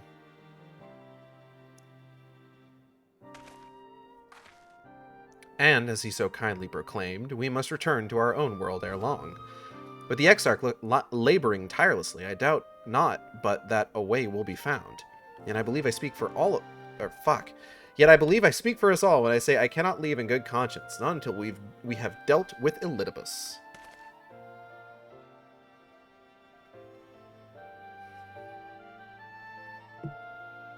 This is no longer a strange and distant land, after all. Norvrent has become a home to us, and her people our own.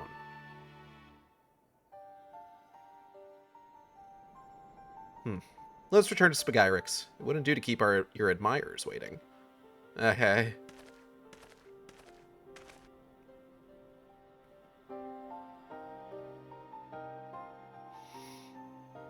Something that I wonder about, so...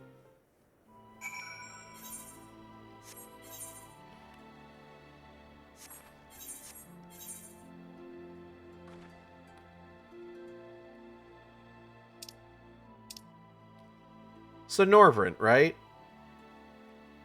Has this big ol' wall of light flood around it. Are we 100% certain that Norvrent is the only surviving? Like, I guess with Eden, if there was something else out there that had survived, we would have found it, I guess. In the process of, like, restoring the empty. Like, I don't know. I'm thinking about the patch that, like, just came out, you know? Where it's kind of like a very similar situation that it's kind of a very similar situation. Yeah, with Eden, you literally travel around the globe and there's nothing. Okay. I figured that was the case, but at the same time, I'm just like, I don't know. Maybe. Anyways. I know there's a lot of folks that, like, are constantly hoping for, like, some reason to go back to the first.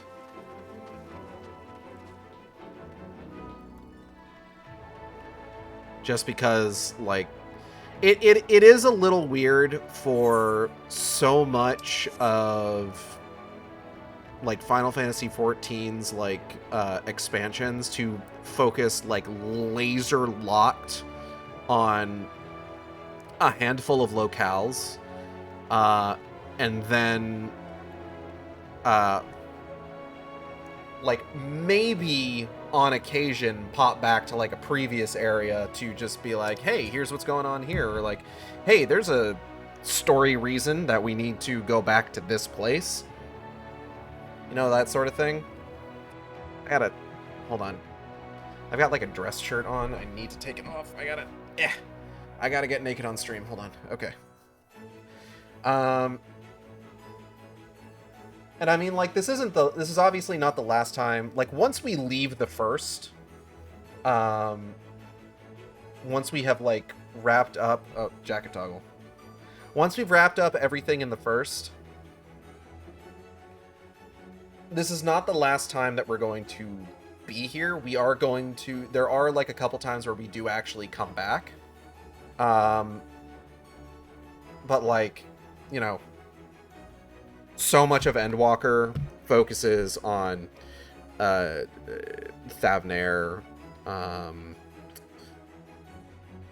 Old Charlian, Garlemald, the fucking moon. So much of well, I mean, I say so much. Basically all of Dawntrail focuses on Tural. And then, like, you know, Stormblood focused mainly on, like, Othard and Alamigo.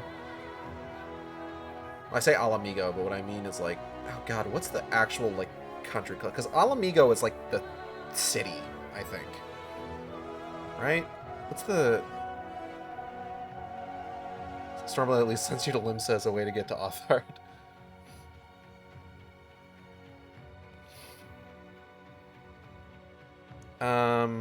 Oh god, what's it called? Hold on.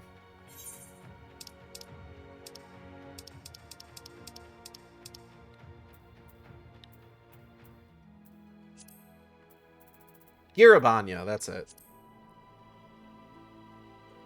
Thought Alamigo was the area and the capital. It's Girabanya, is what I was thinking. And then, you know, Ishgard and Kurthus in general, for heaven's word. So, like, the expansion tends to be laser focused on the particular area that expansion covers. Which, I mean, is fine, relatively speaking, you know? Heaven's Word sent you back and forth between Kurthus and Ul'dah. True. For the first half, yeah. This is true. And I mean, like, okay. It's kind of one of those things where, like, as FF14 continues, you can see them kind of, like, streamlining the experience to a degree. Not necessarily in a way that, like, always feels good or always feels bad, but, like, for example, adding in new classes, right? Like, Dark Knight and Machinist are in Ishgard, which means that you can only get them once you get to Ishgard.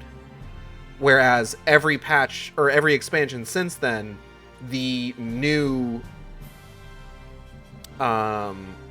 classes start in one of the original Realm Reborn areas. A lot of them will then go to, like, expansion areas, like Sage, a large chunk of Sage takes place in like Heavensward areas. Pat Stares At pointed out that FF14's players can predict exactly when the next patch will come out and what content to expect for the next 2 years. Yeah. But like it's they've kind of streamlined a lot of stuff, so like, you know, with Heavensward, it was like, you know, A Realm Reborn, it was the first expansion since A Realm Reborn. So it's just like, okay, we're gonna, to the point where Endwalker got delayed due to COVID and Yoshi P put out a long letter apologizing. I do think I remember that.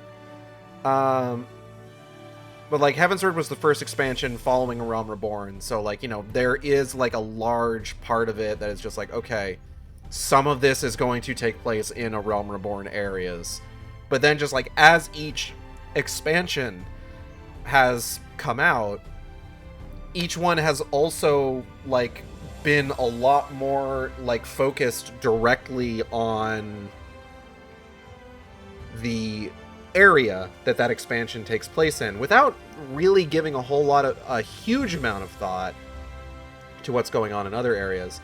Like, the only reason that like other regions really came up in like any sort of major way in like Endwalker or Dawntrail is pretty much because those are where the like role quests took place in, which is something we're going to see when we get to those expansions. Like that kind of becomes like the purpose of the role quests. Once you get around to them, it's just like, hey, what's going on in the other regions right now? Except in some cases where, except for the first, we never really get a role quest that takes us to the first.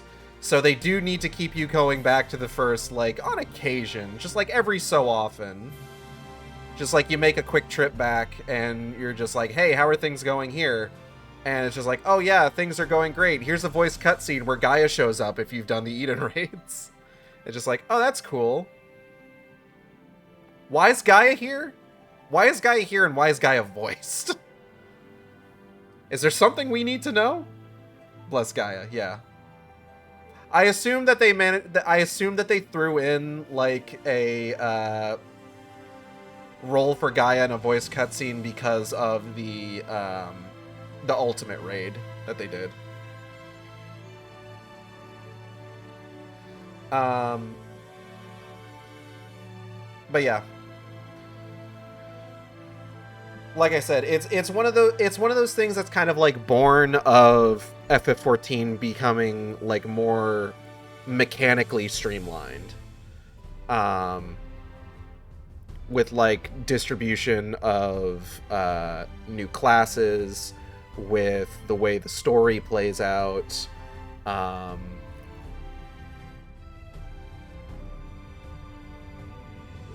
and just like a whole lot of other things. Like you look at like Allied Society quests, right? We went through from 5 Allied Society quest lines, 4 of which were combat classes, and the last of which was mainly crafter, with a smattering of like gathering and combat. And those are all weird as hell, because like the 4 combat ones only go up to like level 4 alliance. Okay, fuck the it's all quests. You're not wrong. Ixal. Not Itzal. Ixal. There you go. The 4 combat ones only go up to level 4 alliance or allegiance, but the Ixal quest line goes, I think, all the way up to level 7. And then it's just like you get like multiple quest givers for each of those. And then come Heavensward, it's dialed back to 3 Allied Society quests. And they still have like, okay, here's 2 combat ones and 1 crafter one. Similar thing with Stormblood. And then you finally get to Shadowbringers and it's just like, okay, here's what we're going to do. We're going to have 1 combat, we're going to have 1 crafter, we're going to have 1 gatherer, right? And then that's just kind of been the case since then.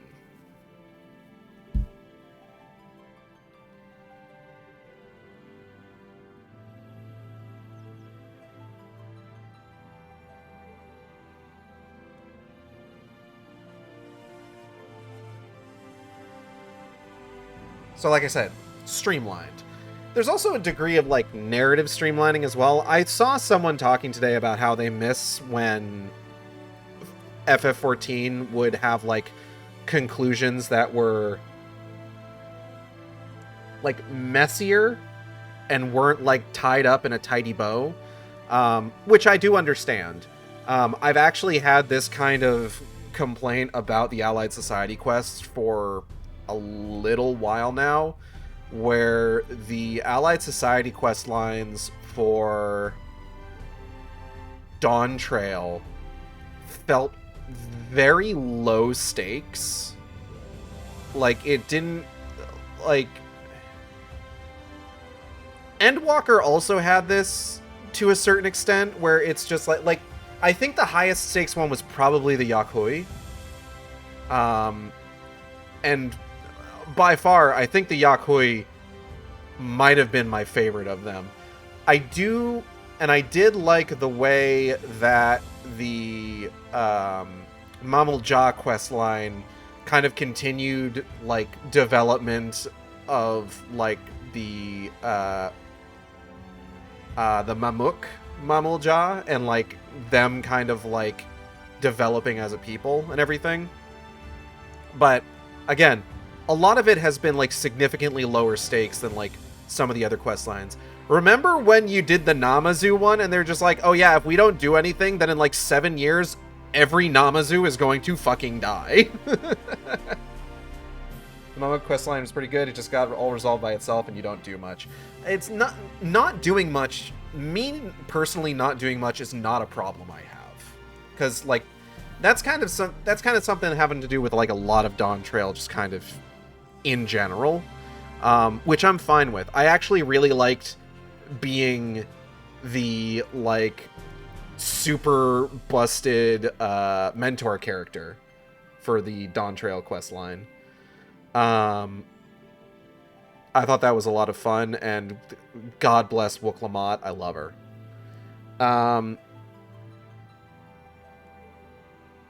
The Combat Allied Society questline has you helping create a travel agency.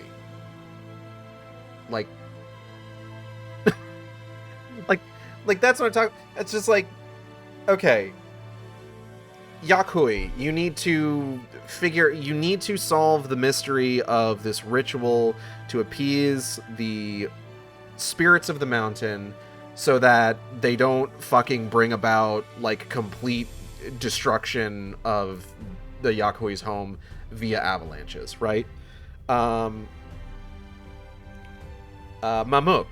the Mamul-Ja, you're helping them to develop new ways of growing, like, crops in an area that is not really conducive to growing crops, because they have been, like, they've been sitting at the bottom of this very dense forest, cope seethe malding for generations. Because the fucking... What are the goddamn Hrothgar called in Tudal? Why am I blanking on this? It's Ix something? Brox, that's it. Brox. The Brox get the good region, and they get the we can only grow blue bananas region, basically. And then the Pelu Pelu is like, we want to make a travel agency. And don't get me wrong, I love a lot of the Pelu Pelu like storyline quests. The one where you track down a,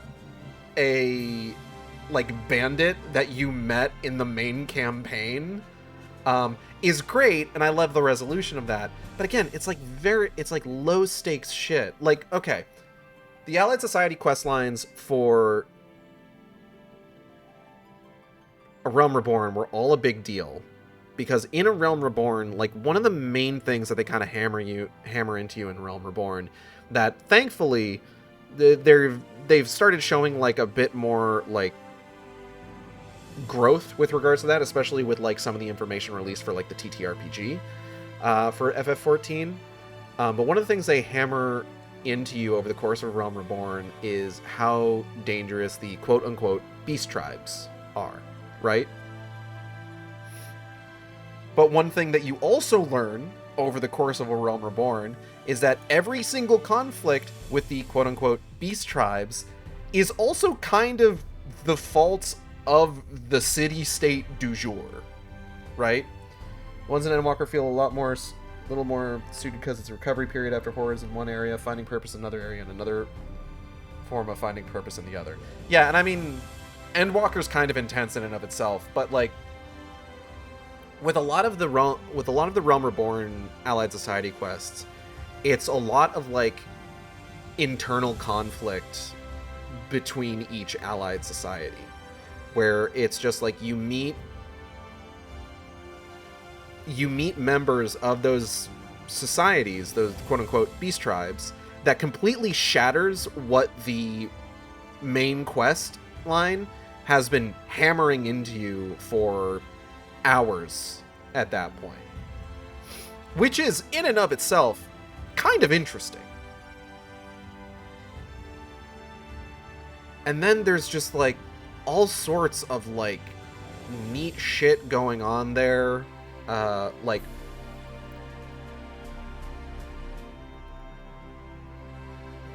I don't have any strong feelings about literally any NPC from the Allied Society quest lines for Realm Reborn that isn't Lunga.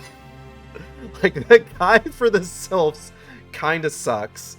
The one for the lady for the Kobolds, I love her. She's, I don't know her name.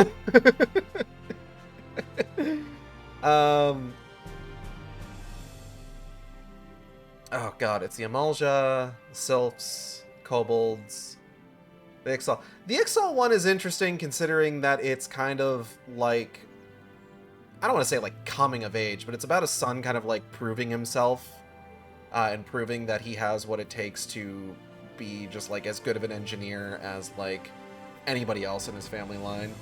The Ixal story is interesting. Yeah, 100%. Oh god, is there another one I'm forgetting? You have to get through the Ixal quests. The Sahagin. Oh man. The Sahagin with like them like trying to, god, what is it? Theirs is all about finding like good spawning grounds, if I recall correctly, which is something that like there's a little bit of like weirdness with regards to just like, oh, we're not like those other Sahagin. We're the good Sahagin. And it's just like, okay. But at the same time, it is like this internal conflict within each of those like greater societies that in a lot of cases does have genuinely pretty high stakes for each one of them. Like, there's serious stuff happening here. The entire conflict between Sahagin and Limbs is about finding spawning grounds so the next generation can grow. Yeah, exactly. Like, there's interesting shit going on in these. And then you get into Heavensward, and, like, I mean, the Mughals are a riot if the, like, requisites for their quest line weren't fucking annoying. But their quest line is actually really interesting about, like, helping to restore, like, the friendship between man and dragon. The Vanu Vanu is another one of those ones where it's just like internal strife within like the greater society. And then, oh god, what is the last one? The Vath. Oh my god, I love the Vath questline so goddamn much. The Vath questline, I think, might be my favorite of all of Heavensward. You move on to Stormblood. Again, the Namazu are all going to fucking die in 7 years if they don't do something. So you help them not die in 7 years. And the way that they frame that with like each beat of the story quest telling you just like, hey, if you hadn't done this, here's how it would have brought about like the destruction of the Namazu, is absolute goddamn riot. I love the Ananta quest line. Again, internal strife between members of like the same society. And this one has like a lot of like initial setup where it's just like, yeah, you do see the two distinct tribes of Ananta and you get a sense for like what the conflict is between them. And the Ananta quest line helps sort of like repair the bridge between the two of them, you know? And then there's the last one. I feel like there's always going to be one that I'm going to forget. Right, the Kojin. The Kojin one's fine. I like the Kojin one, where you get the little living doll. I think that I like that one. It's cute.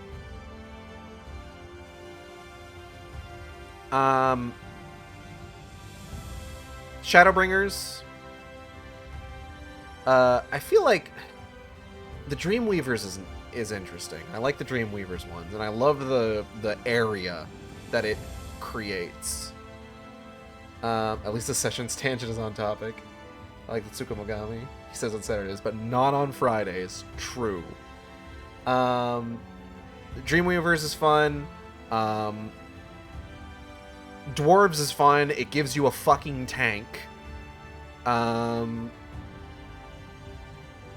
then the Qitari is also a fun one. If only because like you get the Great Serpent of Ronka. Like the Qitari is all about like finding their history within like Qitari is all about historical revisionism. Not necessarily. But like discovering their history. The Dreamweavers is major follow-up to like is like a resolution to like the story of like King Titania, the previous King Titania, whichever one of those it is. And then with the dwarves, you get a fucking tank. And the dwarves one is also about internal strife. You know? Between one society of dwarves and the other. And doing something to at least partially resolve that strife. Hey, speaking of Titania, you should do the deep dungeon. I probably should. Anyways. And then we get to Endwalker. And Endwalker to a degree is like, I kind of get Endwalker's stuff being a little bit lower stakes, generally speaking, just because like it is the conclusion to like the first major story arc of FF14. So there is a degree to which just like, no, we need to maybe like have a little bit of respite here. So like there's an internal strife in Arcasadara. True. But you are also helping make a Uber Eats for Thavnair. Endwalker is rough. You need some DoorDash.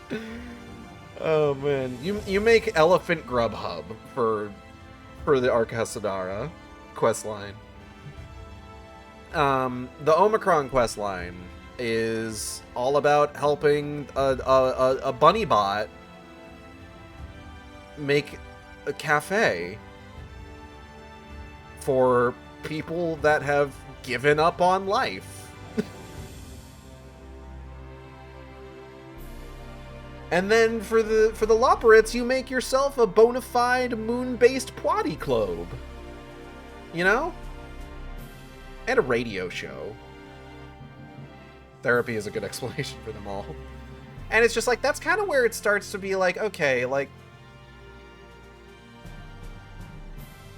you start sort of like seeing just like, okay, I feel like perhaps just maybe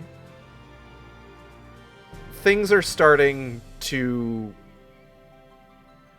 slow down a little bit with regards to like the stakes kind of on display here, you know? Anyways,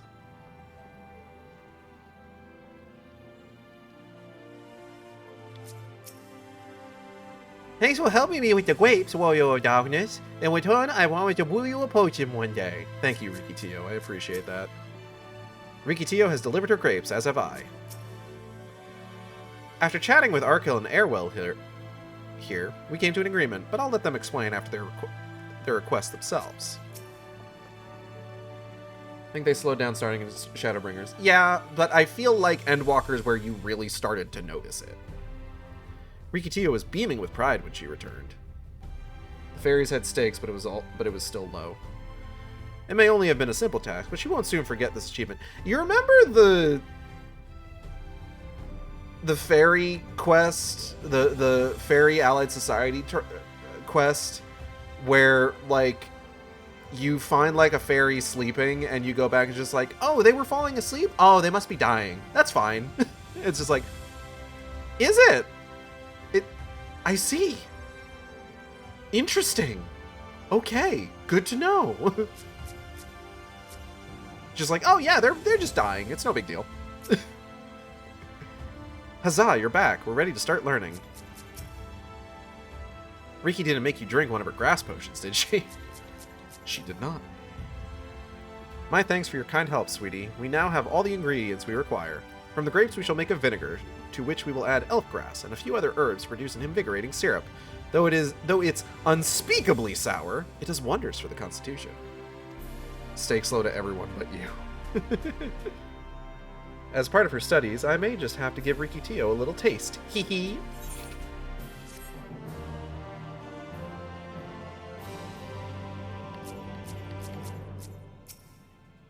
My thanks for bringing this lively little one to us. I shall do my best to make an apothecary out of her. Thanks for helping me with the grapes. Oh, okay.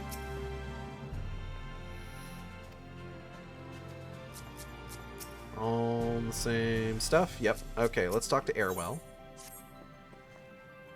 Warrior of Darkness, if you finished helping Riki, won't you show us some fighting? Not play fighting, but honest-to-gods fighting? We already have some enemies that you can deal with. Vampire bats! The guards say they've become a pest around the Crystarium as of late. We tried to sneak outside to hunt them, but the guards caught us and sent us home. They shouldn't mind if you were doing the fighting and we were just watching. The children told us as much while you were away, and in preparation, Chesamil kindly furnished us with some lures for the bats. While the creatures won't give you any sport, bear in mind that the younglings will be watching. That's to say, put on a good show, yes? Right, let's head outside at once. Everyone, follow me. Ali Sage, wait just a... Come on then, children. Get out of here, y'all. Littlins. Litlins.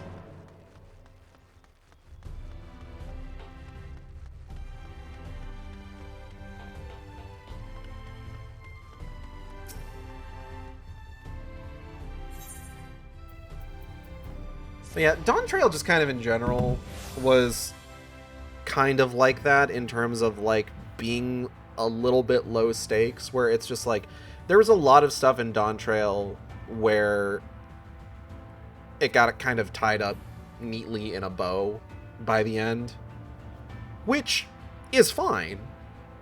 But like I will admit that like at times it is just like, I feel like maybe we could have ended this in a way that was maybe a little bit more complex, you know? Meant we didn't have a reason to go back and solve something. Yeah.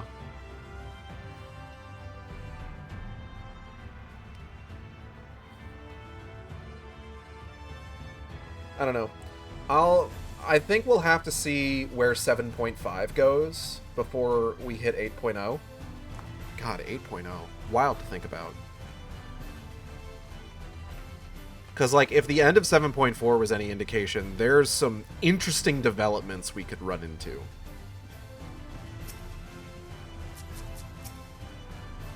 It should be safe enough for the children here.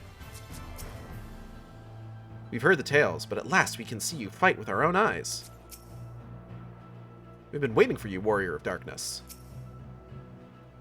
Everyone's here. Good. Let's get started, shall we? As their name suggests, vampire bats feed on blood, and originally being nocturnal creatures, they've grown more active with the return of night and become a nuisance. To draw them out, we'll use Chesameal's lures, which work by exploiting their heat-seeking behavior. The bats are wont to nest under the eaves, so you are like to attract more if you place the lures near buildings.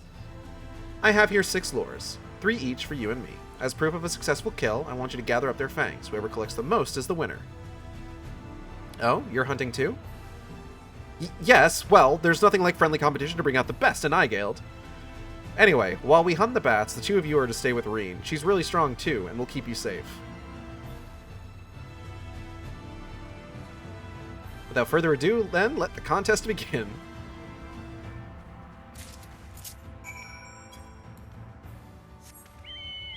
Alright, let's go.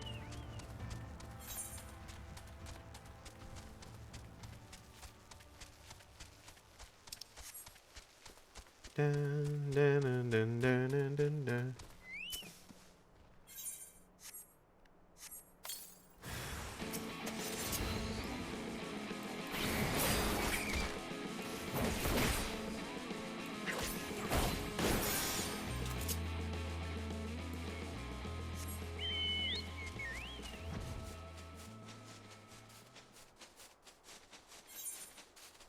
Oh, over here.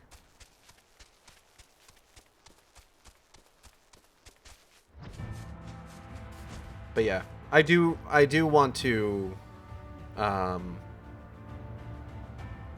run those like newer Tomb Raider games at some point, I think, on stream. And I think I do want to get new art for it. I have an artist in mind that I would ask for that. I don't think I'd want to just update the older art, just because like that was made for like a very specific reason. But I do think I want to get some new art for that.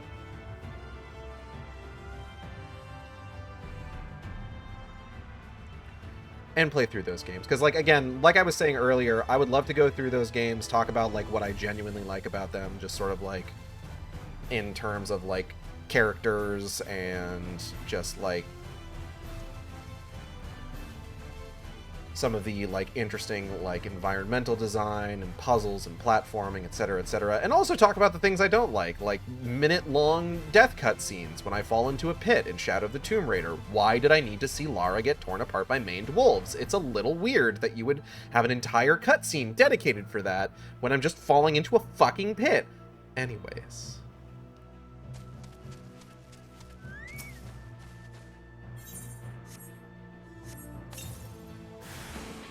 Oop. Ladies.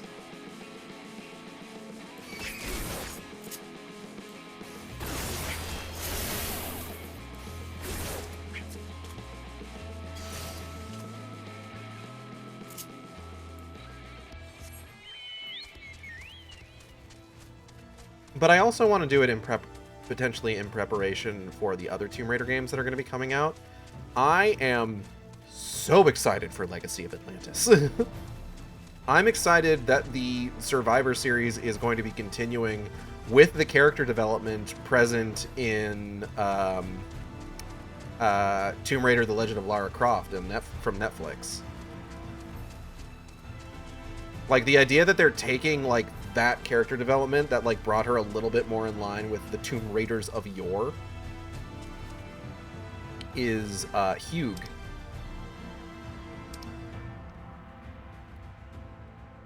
I'm gonna go over to Fort Job and do the one over there, I think.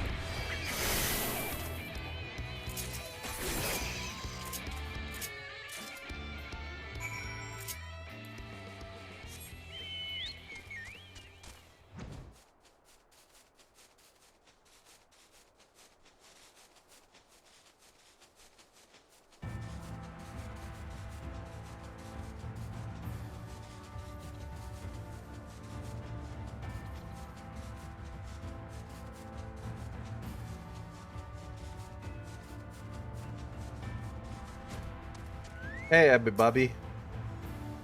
Wow, that was amazing. You could see me from all the way over here? The bats didn't stand a chance. Well fought, Igel. The children were hanging on your every move.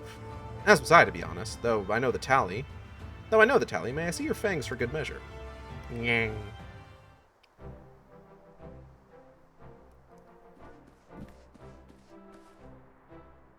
Apologies for the wait. My fangs, not a bad haul, even if I do say so myself.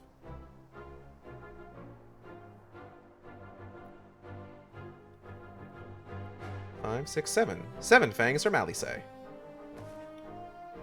Which means that we have a draw. Igeld also collected 7 fangs. Is it always a draw? Much to think about. I feel like it was a draw the first time I ran through this as well. Why does this feel even worse than losing? Just another measly fang and victory would have been mine. Nope, you can win this and you can lose this. Oh. Don't look so surprised. I've no intention of remaining lost in your wake forever, you know. I think I won it last time, or Alisaie won it last time, because I feel like I remember Alisaie giving me shit for going easy on her last time, so I think I might have lost the last one. So, children, you've now seen the Warrior of Darkness in action. What are your impressions? She's incredible, miss. The bats were down before they knew it.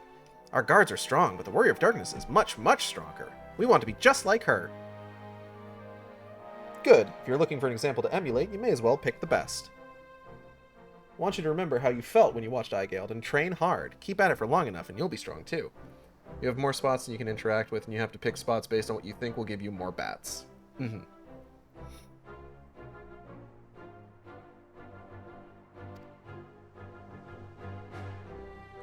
you don't mind telling us, when did you decide you wanted to become Warriors of Light? Well, we were listening with everyone when Ardbert appeared, but I've wanted to be strong since before I came to the Crystarium. The Sin Eaters killed my father and my sister, see, and I promised myself I'd learn how to protect people one day. Like Ardbert said, this is our home. We're the ones who have to protect it. We're the ones who have to rise up as new Warriors of Light. What about you, Arkil?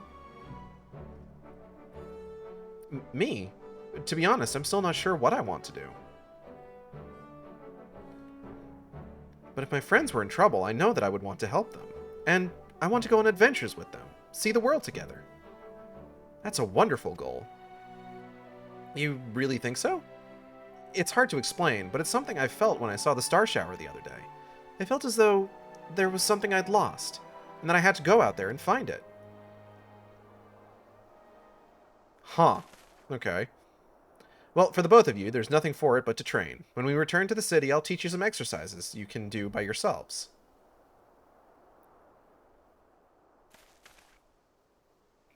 Thanks for showing us your fighting skills, Warrior of Darkness.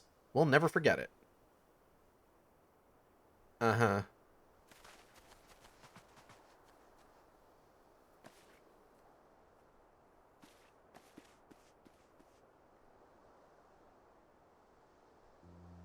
I understand how Arkil feels. Why did I hit that so weird? The star shower didn't awaken me to Heidelin's voice, but that vision of the final days of Emerald burning filled me with a sadness to the very pit of my being. Man, 5.3 is so long. Things I once knew, people I once loved, promises I once made, felt as though long-forgotten memories were dancing at the edges of my mind, and when I try to focus on them, they simply fade away. There's a lot that happens. Twoo. And we're not even close to the peak. An effect of having a fractured soul, I shouldn't doubt, but lest you worry, I'm perfectly happy to remain fractured and have no intention of donning an Ascian mask. I just wish we knew what Elidibus was plotting. Why don't we close our eyes and try to imagine what Elidibus might be doing? Ha! But look at this pair of incurable brooders. If we're going to stand around lost in thought, we may as well do it back in the city. Rest assured, Reen and I will take the children from here. Their heads will be in the clouds after meeting you, but we'll see to it their feet remain firmly planted on the ground. Oh. Ugh. Bunny banani banani banoy? It's nothing, just a dizzy spell. Seems I tried a little too hard to beat you. The tangent was also long. True. Hey, that's normal. I'm fine now, not to worry. I'll see you soon. Bunny got a bad feeling.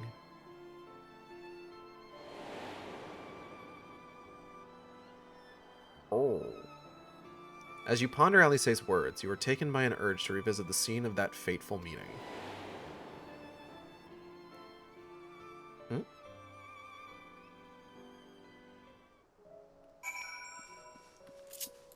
Da da da. Wow, no, no, no, no, no, no.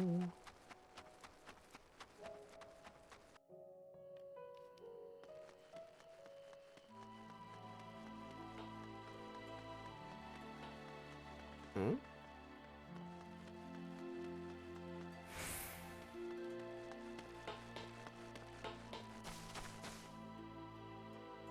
Hmm.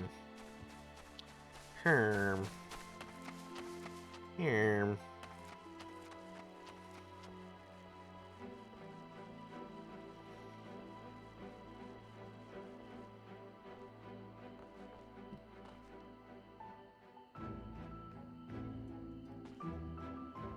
Piss.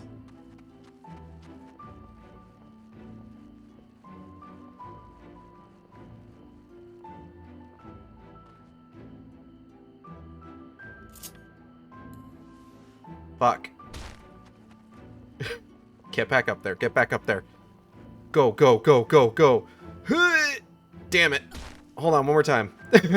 You have strayed too far from the vista. Okay. Okay, hold on. Nailed it. First try.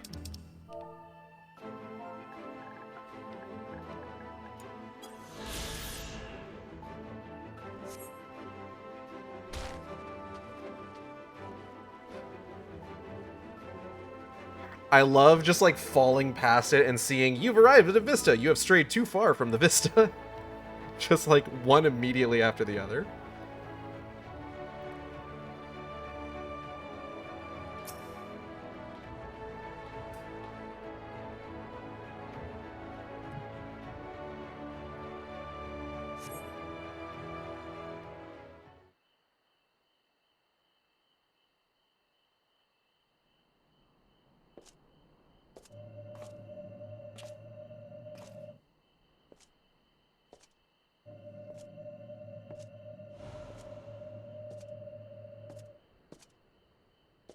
Oh, hey, man.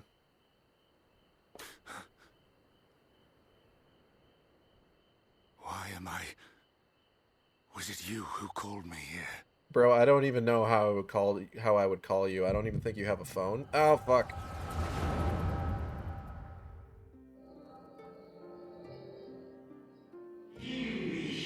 On behalf of the convocation, I bid you welcome to our order. Hold on a second. At times you will stand with us. At times you will stand against us. All that you might steer mankind and the very star upon their true course. For yours is the seat of Elidibus, the emissary, and by this name shall your every action be guided.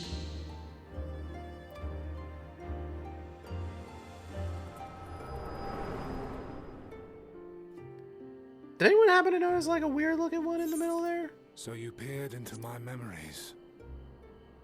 No matter. You will have found little of import. I saw some ween wounds. But I see you intended to summon me here no more than I intended to come. Yeah, you got me. Mine.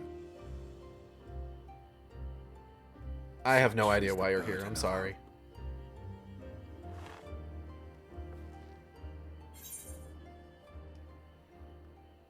Why must you embroil the people in your plans?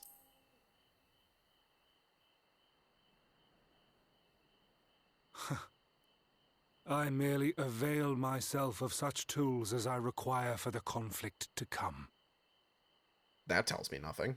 That which I do is no different from that which you have done so many times, Warrior of Darkness. Not real. I arm myself, okay. I hone my skills. I make ready to vanquish my enemy. You. You who have murdered my brothers, who have taken their selfless labors in service to the one true world and turned them to ash. I have been doing I that, see yep. you for what you are. You are death, and only in death shall you serve any purpose. The Convocation charged me to steer mankind and the very star upon their true course. As Elidibus, it is my duty, and I shall see it done. You seem mad. Are you mad at me? Are you mad at me about something? I will strike you down. Okay, yeah, you're mad. Destroy you, body and soul. All else must wait.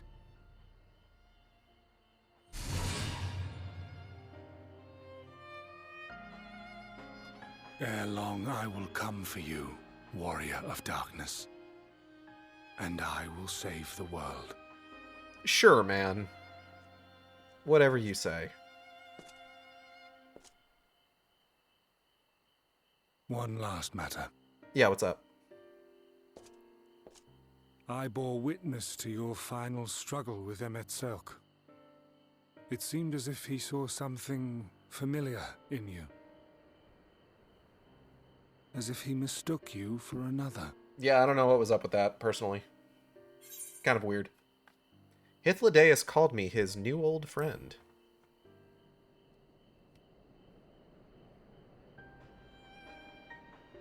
No.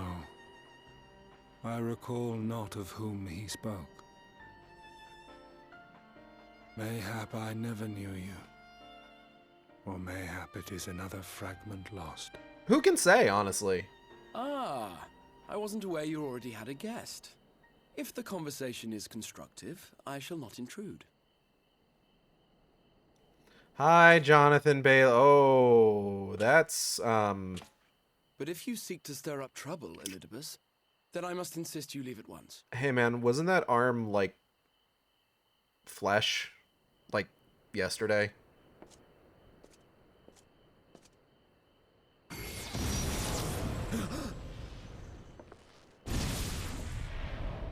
That was unnecessary. Though you lack her blessing, your soul is surprisingly dense.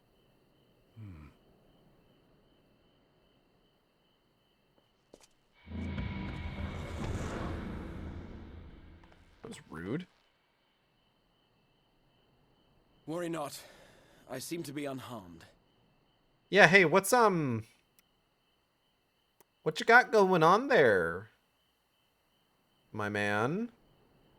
This is my own doing. The consequence of my recent exertions. Doesn't make me feel better. It is the Tower's way of compensating me for the demands I have placed on it. Rest assured, it is no great inconvenience at present. Indeed, I told Beck Lug as much, but they would not be persuaded and sent me away to rest. Yeah. Makes sense. You should probably go No need to rest. make a fuss. Strange as it may sound, I consider it something of a badge of honor. Dude. One of the brave souls who saw me delivered unto the first once said that the world shall ever have a place for tales of heroism so long as we have need of inspiration. Eternal in our wind in the lives. background. Though he and his fellows had no way of knowing whether their mad scheme would amount to anything, they knew that the attempt alone would inspire hope. Or so they hoped. A more optimistic lot one would be hard-pressed to find.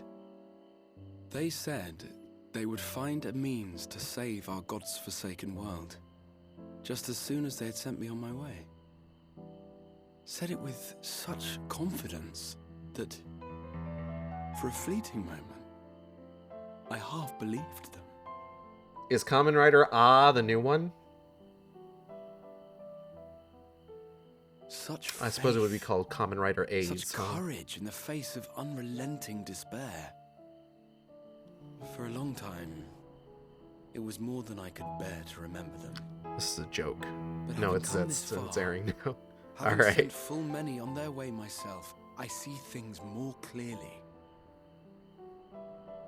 To take action is to hope. To believe, to choose to believe, is to take the first step towards a brighter future. And why do I tell you this? Because I want you to indulge me in a little recklessness. Needless to say, I have a plan. And when all is said and done, I will ask yet another favor of you. Okay.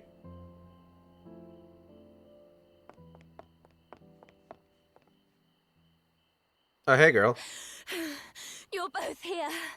Oh, thank goodness. You ever really good? What's wrong? It's Thancred. He's collapsed. Oh.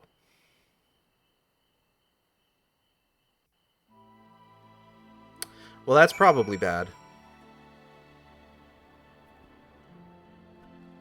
That's fine, I'm sure. I'm so glad I found both you and the Exarch. The fate seemed determined not to allow us a quiet moment, but come, let us have the details from Reen. Reen's face is a picture of worry. It happened after Alice and I saw the children back to Spagyrix. We chanced to meet Thancred there, returning from his mission. He had been shadowing Elidibus around the realm, only to lose sight of him near the Crystarium. And he was in the middle of telling us where he'd been when he just crumpled to the ground. The Chirurgeons are looking after him now, with Alphino standing by, just in case his healing magics are needed. Since I couldn't do anything to help, I thought it best to find you, and the guard at the XIV told me where to look. I see. It cannot have been easy leaving Thancred's side. My thanks for bearing word to us. Come, let us hurry to Spagyrix. Okay. Oh, y'all are gonna make me walk. Okay. Hey, yoink. Ow.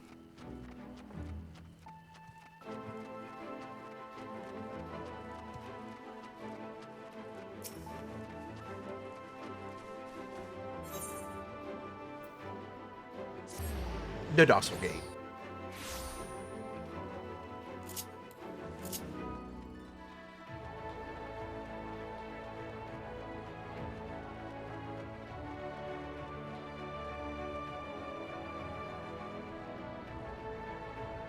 Oh no, everybody's looking at me. Thancred, shouldn't you be resting? I fear this bodes ill, and not just for Thancred. Reen found you then. We had to send the children off earlier than planned, but they understood. It appears our friend is already awakened. For that, at least, we can be thankful. It's a good look.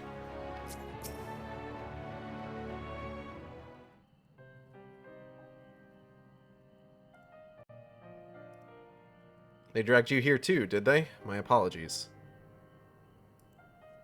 Where? How do you feel? Embarrassed, but otherwise well enough. I won't be staying overnight. This episode was not the result of any injury I could find. Thancred's ether, however, did show signs of instability, and I did what I could to calm the fluctuations. And all this happened without warning. Not exactly. You will doubtless recall the time Oriange nearly drowned and I gallantly went to his rescue. When his water-walking charm failed, he was tired, as were you when you got back. We were both spent, yes, on account of which you begged us to rest, which, in retrospect, may have been a good idea. The fact is, I've been experiencing regular bouts of lightheadedness ever since, but there was no actual fainting until now.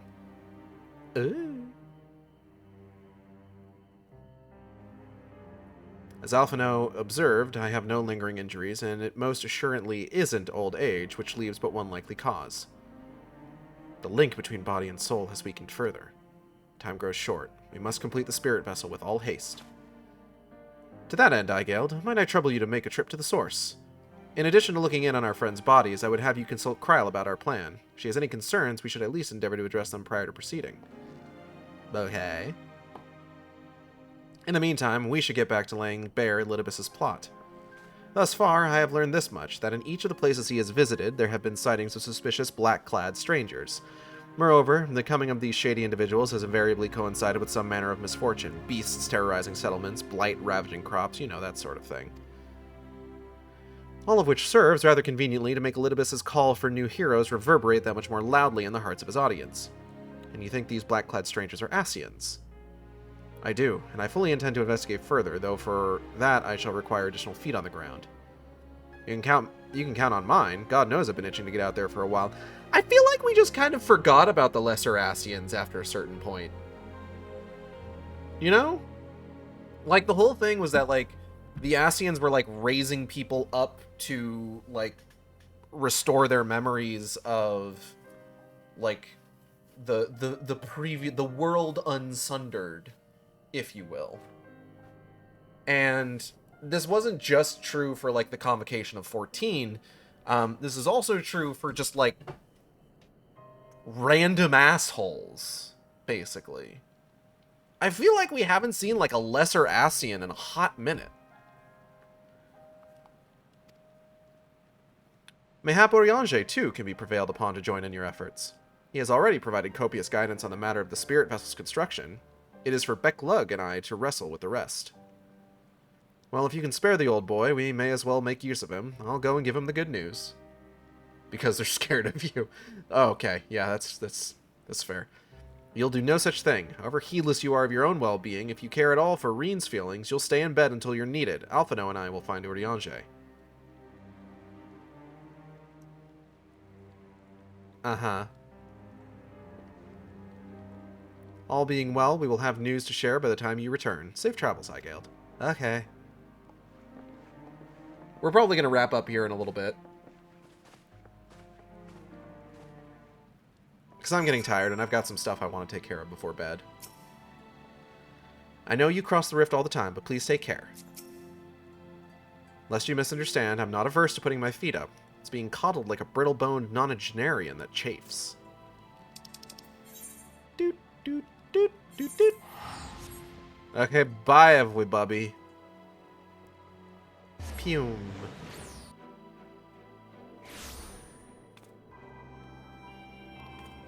Slaffborn! Hi, Sophie and Radovan. I hope you guys enjoyed Starlight.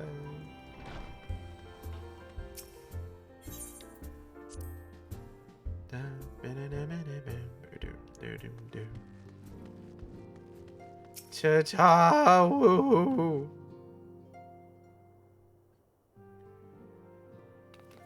Hygeld, what excellent, I mean awful timing! Huh? You see, our friends, they've taken a turn for the worse.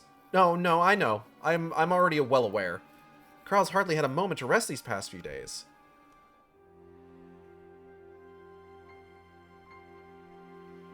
She didn't want everyone to worry, so we've been keeping it quiet. Oh, but listen to me. I call myself a receptionist, and I haven't even bothered to ask why you're here. Bunny banani banani banoi. So they think the spirit vessel will be ready soon, and they want to make sure there are no problems at this end.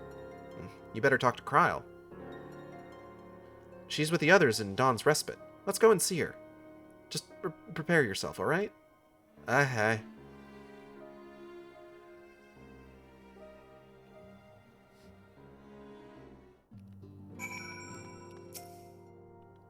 Dawn's Respite is through the door. Lead the way when you're ready.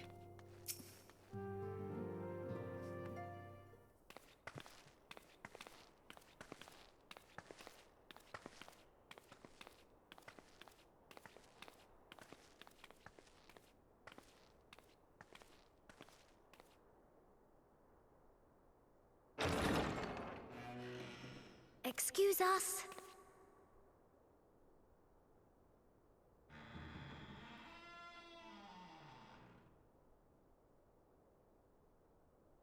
So do you guys keep it creepy in here on purpose?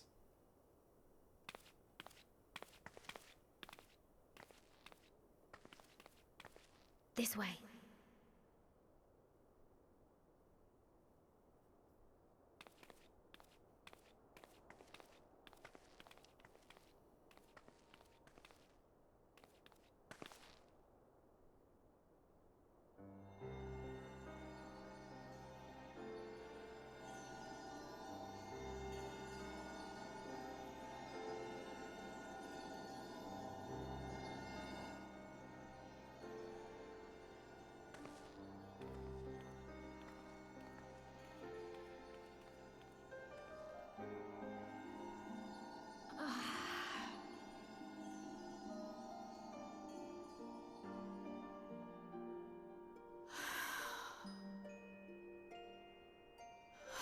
I would rather you hadn't seen this.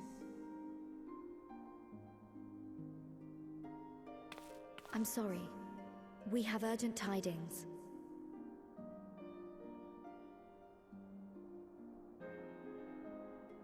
Oh, no, I'm not angry with you. On the contrary. I know full well how hard everyone has been searching for a way to return home. And I had hoped to afford you the time you needed.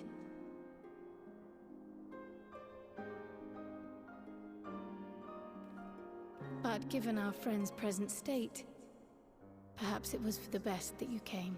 Alphino and Alice just over there floating in the fucking void.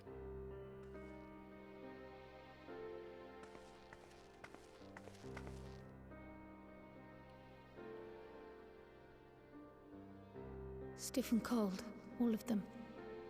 As if they were made of wax. Barely alive at all.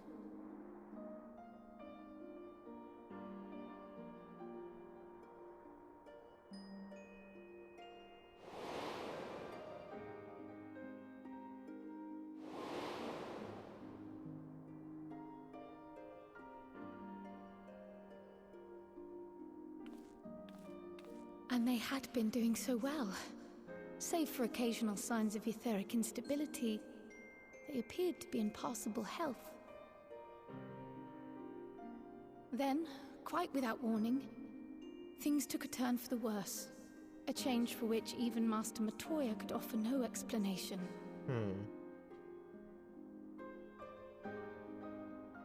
She could only remind me that the soul is yet an unknown frontier, and that much and more lies beyond our ken.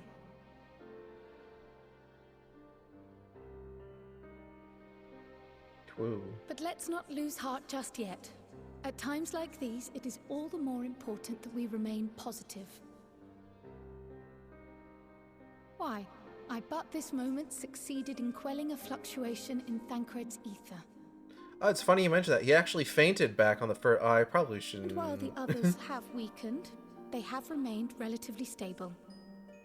I believe I may leave my post for a moment.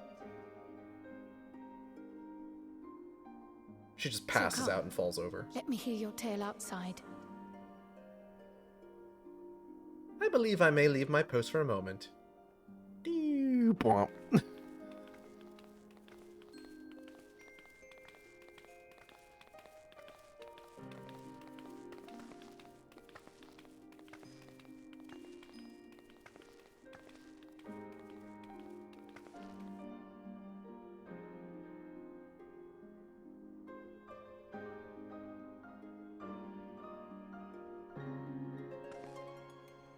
I gotta say, I really do like how much play Kryle has got,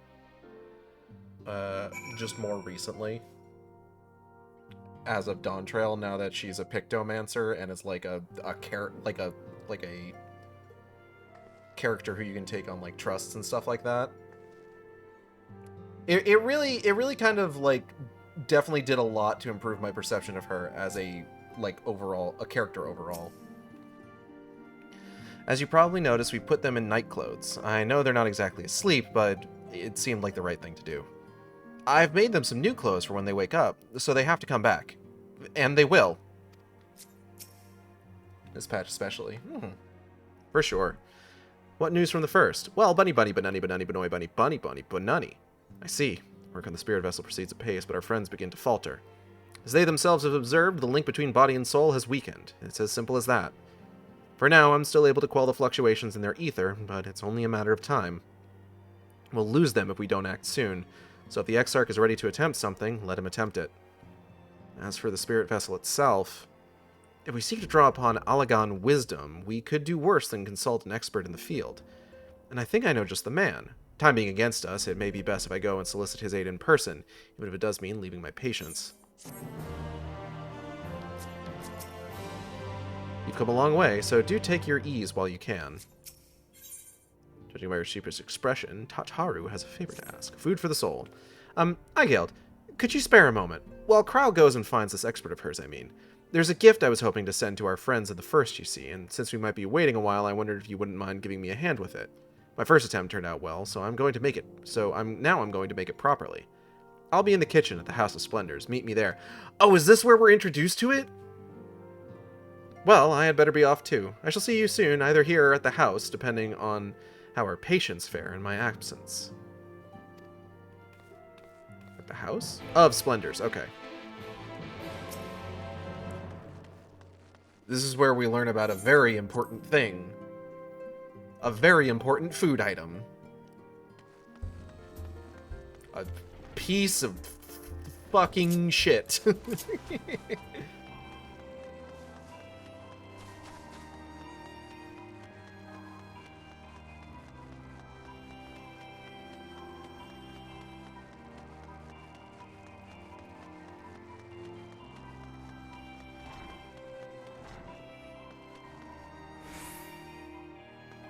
Where is she?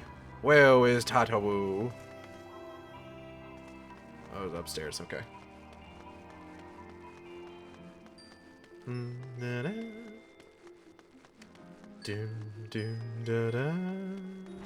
Yeah. Oh, whoa!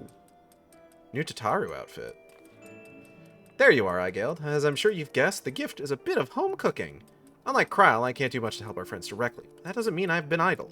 No, I've been doing my best for the Order, taking on this job and that to keep our coffers full. I've even helped out with the Ishgardian restoration.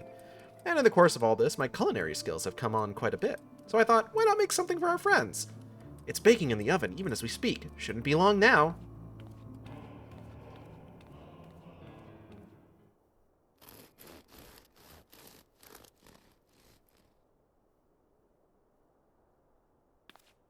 There, baked to perfection, even if I do say so myself. It's bread. But it's not just bread. It's bread. But it's not just bread. Not just any old bread. This here is old world bread. Archon loaf, to be precise. It's what they eat over in Charlian. It's not just bread. It's the worst bread you've ever fucking tasted. Simple fare, I admit, but I thought it would remind our friends of home. If nothing else, Kryle tells me it's a good source of ether. So it should lend them a bit of strength at least. There's fish and peas. There truly is nothing like the smell of bread fresh from the oven. Kryle! If it isn't, Rambros too. Hi, Wambos. I trust you require no introductions either, Igeld. Greetings, my friend. Full glad am I to see you well. Hey, man. I confess I have a long list of questions to ask you, but I will endeavor to contain my curiosity for the present. I understand our mutual friend is struggling with the application of certain Allagan technologies. I have been keeping Rambros apprised of events in the First. Suffice it to say, he knows about the Exarch. If anyone alive can provide insight into this matter, it is him and his fellow sons. Loath as I am to disappoint you after so glowing an endorsement, memory transference was the sole province of Allagan royalty. Its mechanisms closely guarded secrets. If any record of them remains, we have yet to find it. To wit, I regret that I can offer no solution to your problem. Which begs the question of why I bothered to come here empty-handed as I am, the answer being, rather brazenly, to ask a favor. I would have you relay a message to our comrade. Tell him that we never doubted him. Oh. Never doubted that he would achieve all that he said he would. Those of us who remain behind have yet to play our part. When the time comes, he may rest easy in the knowledge that we will most assuredly do so. Then the tower shall shine once more as a beacon of hope in this world and beyond.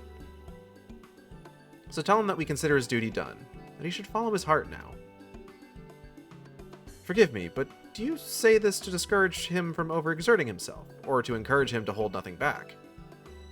That is for our friend to decide, but either way, I dare say a certain someone will be unimpressed. Well, there you have it, Igeld. If you would be so good as to see Rambros' message and Tataru's bread to their intended recipients, along with my report, of course. Okay. Kryle, before I wrap the bread up, would you mind giving it a try, just to make sure everything's as it should be? But of course, I'm always happy to lend my taste buds. Okay, update, Kamen Rider episode ruled. I'm glad. Excuse me, Rambrose. As a fellow Charlian, may I trouble you for your opinion? Well, I usually have mine with a good dollop of Rollenberry jam, but I suppose plain is best for sampling purposes.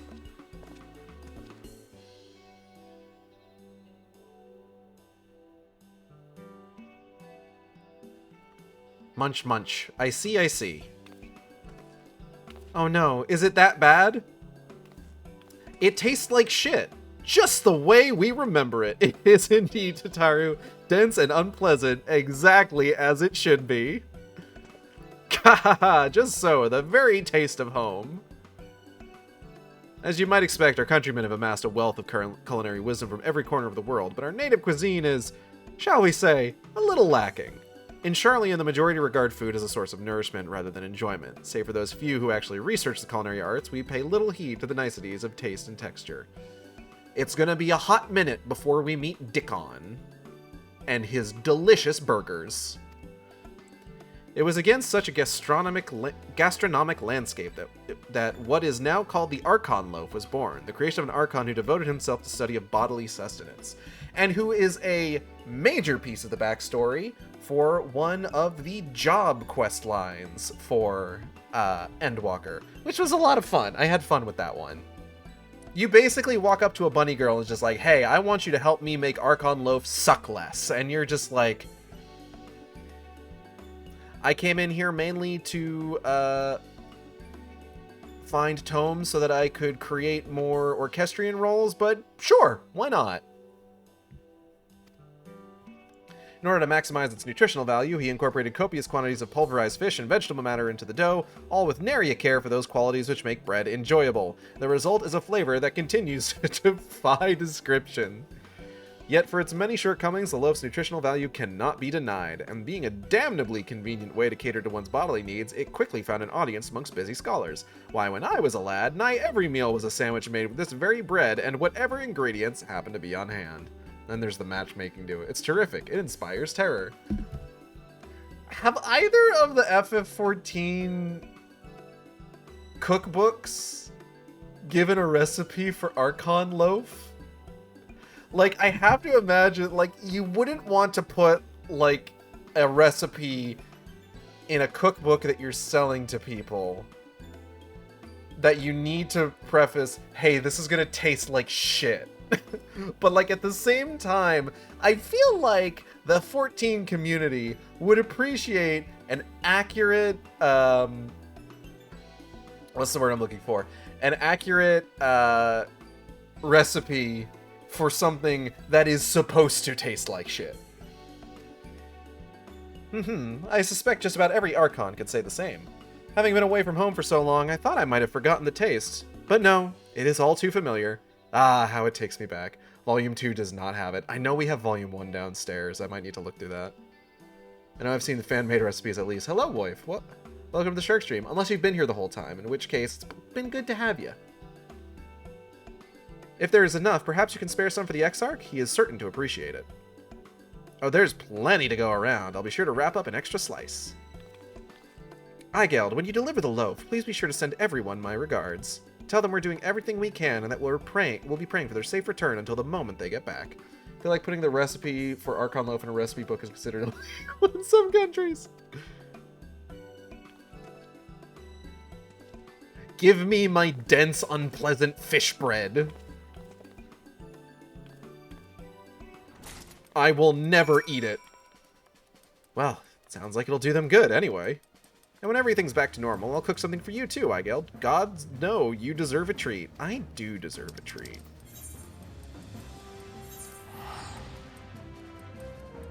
It's true. Hello, hello. So once we finish up this quest, I'm probably going to go ahead and call it a night.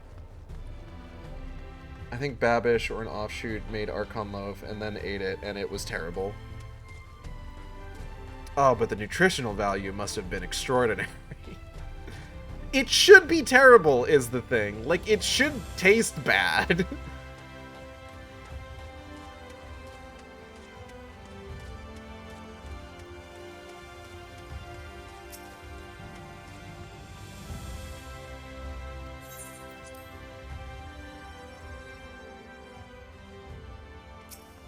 Bagwog.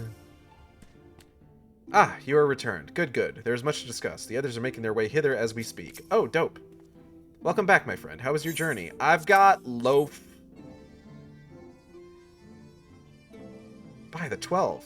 Archon loaf. However did you come by this? I'd swear it had come straight from Charlian. Bunny, bunny, but nunny, but nunny, but nunny, but nunny. Rambrose said that, did he?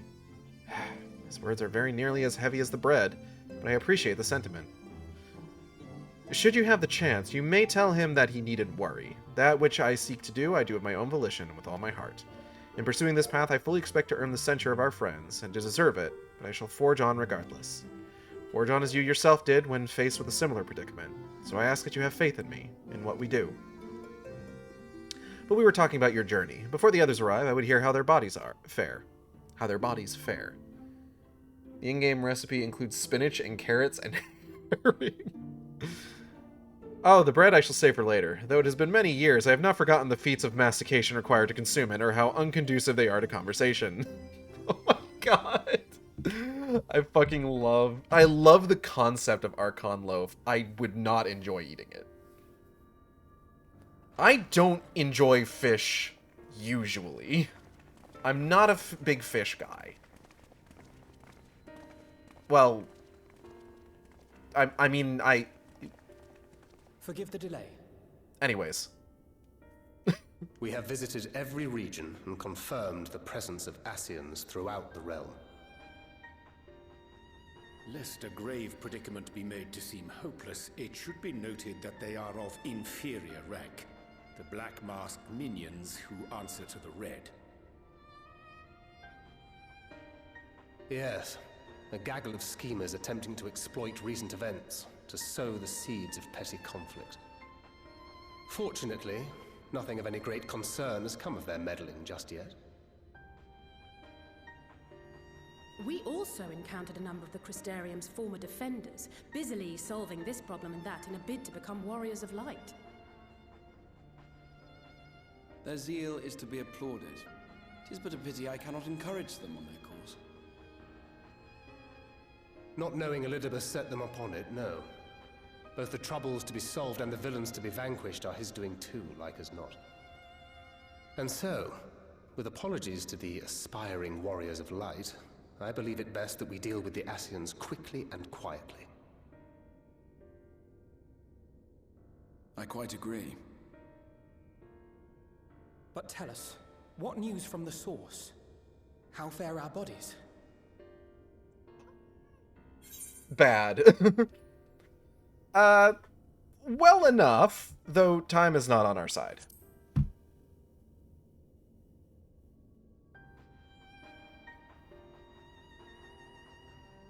Indeed. Heartening though it is to know we can stay a while longer, returning home must remain our priority.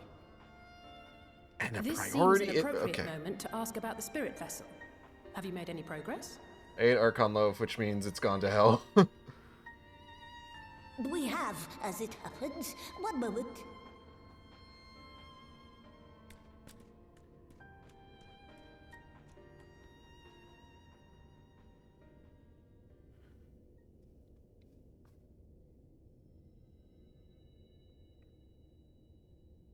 The red stones.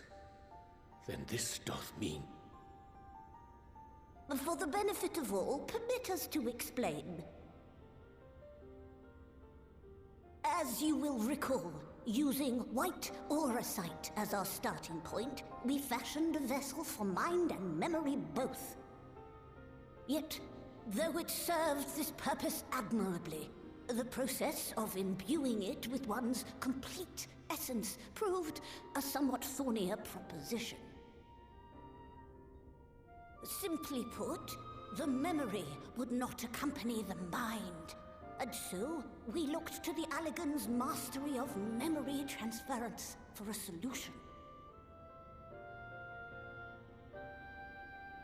This approach was not without its own complications, however, relying as it does upon blood, which inanimate objects notably do not possess. Not with that attitude. We duly explored methods of suffusing the vessel with drops of the aforementioned.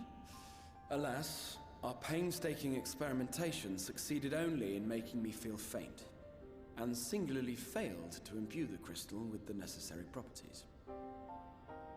It was then that an idea occurred to me, namely that we might fuse the vessel not with normal blood, but with my crystallized essence. Is that why you're getting more and more fucked up?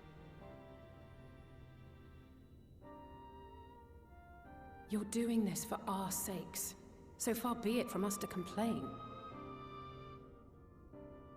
But don't think we haven't noticed what's happening to your arm. It falls well short of offering up my life in exchange for yours, which was your only stipulated prohibition, as I recall.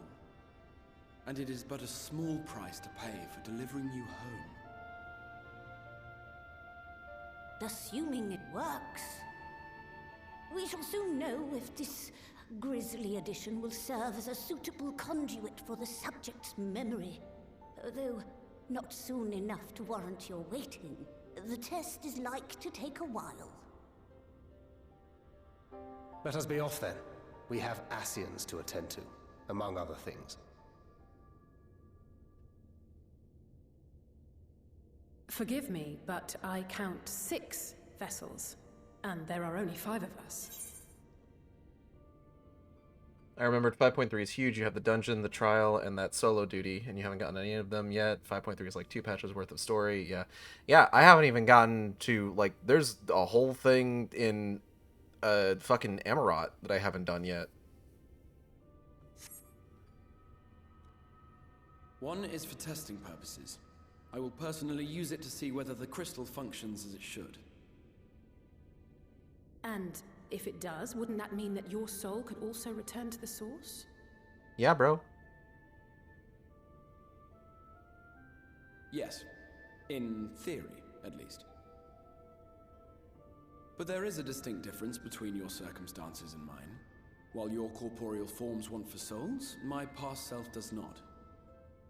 Mayhap our essences would blend, or mayhap they would curdle. There is no telling what might occur. I know that there have been people that have written fan fiction speculating on what would happen if the Exarch's essence was brought back to the source and they tried to do a firmware update on Graha Tia sleeping in the Crystal Tower and it didn't work, which is an interesting sort of like tragic horror in and of itself. And you'd be willing to take that risk? I would. I see.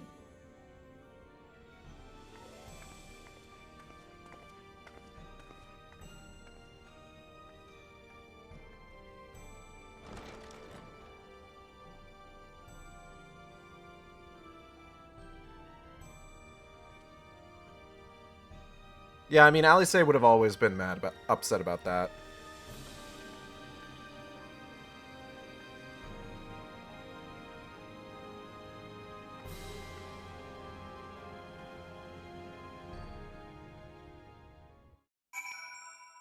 We did it. We delivered the Archon.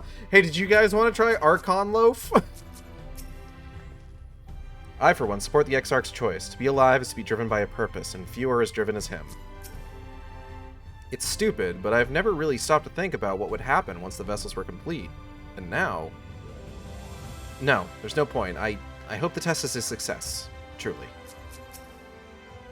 When our grandfather first decided to journey to Eorzea, Alice did not take kindly to my silence on the subject.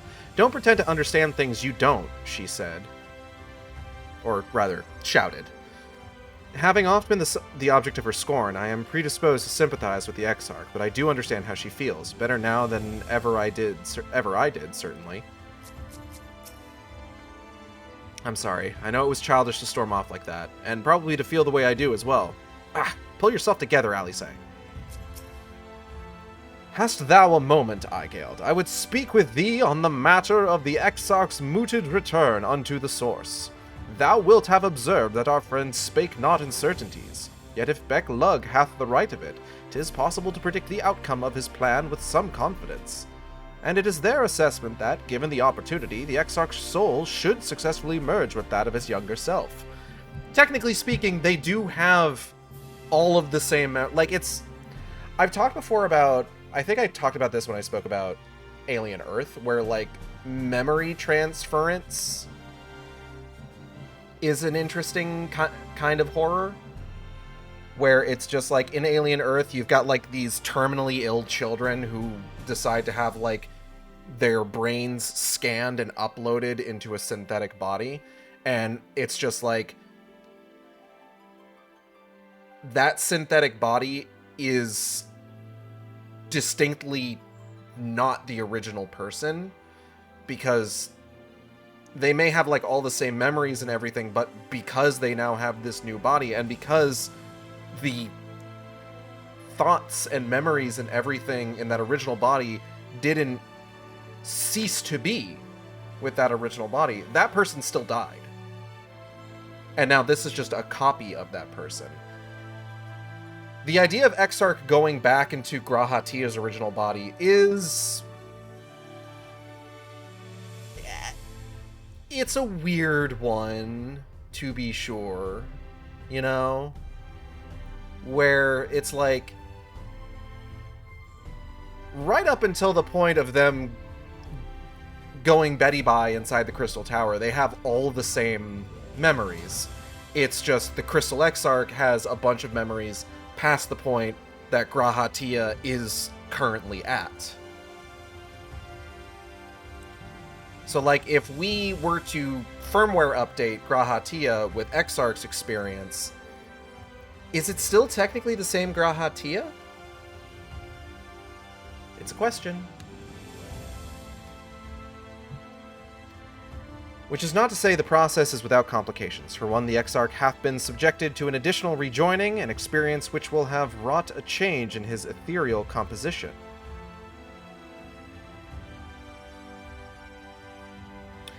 Oh! Is that how he ended up on the first? Like, the Crystal Tower was like... Okay, hold on.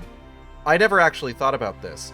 So the Crystal Tower was kind of like a localized rejoining.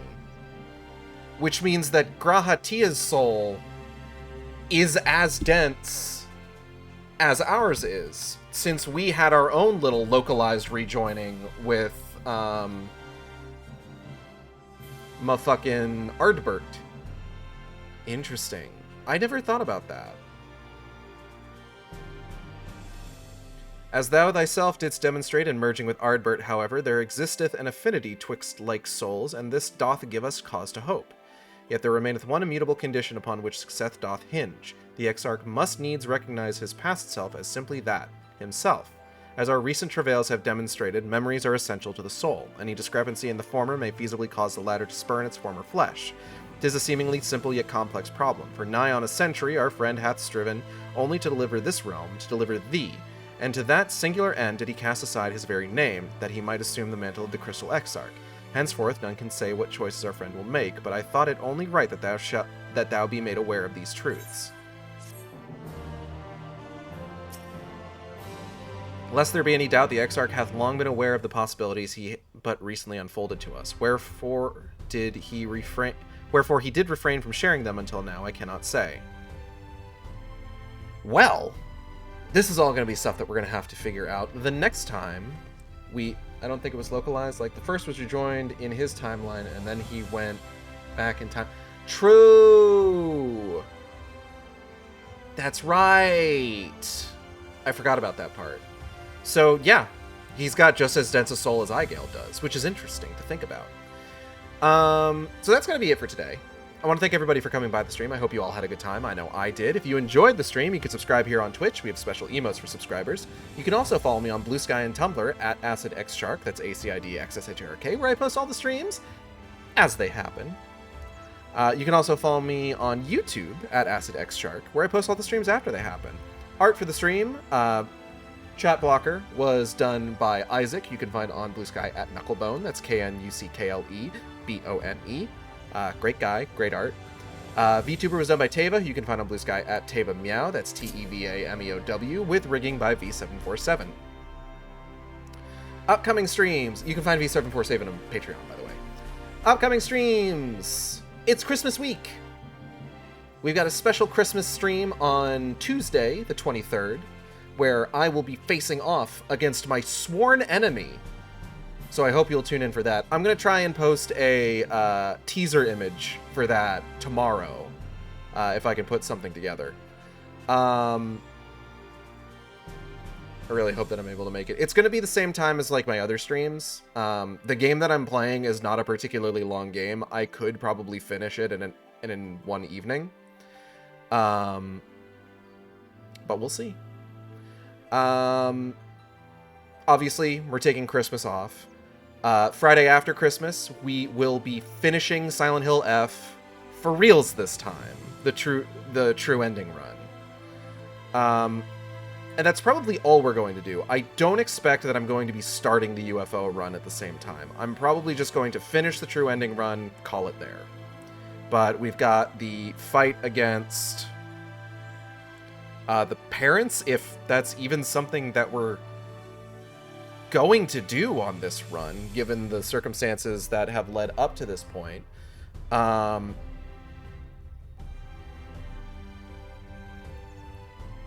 We've got the... Could you reload a save before the house when you're still in town? Why? For the UFO ending? Oh, I don't think that I can do that. Listen, if the UFO ending requires that I have the brooch, and that is something that I can... Then you could just go and do the UFO ending right away. The thing with the UFO ending is I think you're supposed to find... Like, I don't know if there's going to be any of those radios that I'm cut off from, and you're supposed to find the posters in a certain order. So I'll probably just do a full other run, quite frankly. I don't really mind doing another run. And if I have to do another run off stream in order to reacquire the brooch, I'll do that as well. That's it's not a huge deal to me. Let me think. Next Saturday, we will be continuing Shadowbringers. And then, oh man, what's going on the following week?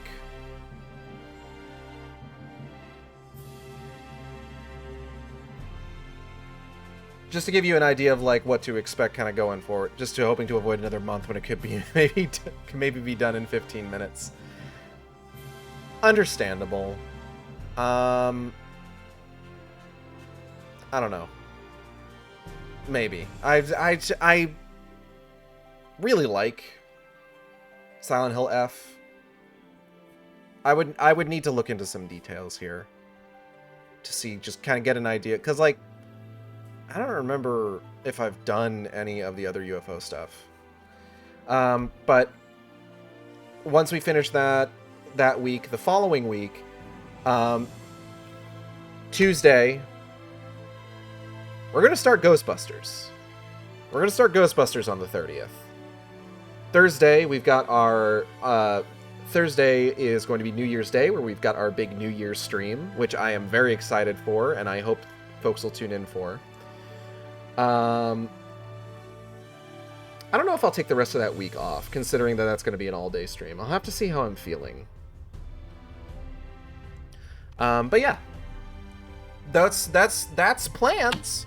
I'm fucking knocking batteries off my goddamn desk. God damn it. Fuck. All right, that's plans. Let's see.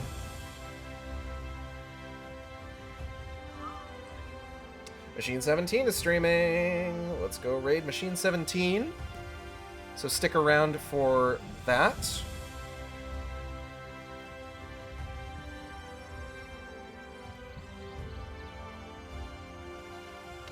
And I will see you next time on the Shark Stream. Same Shark time, same Shark channel. Take care, everybody.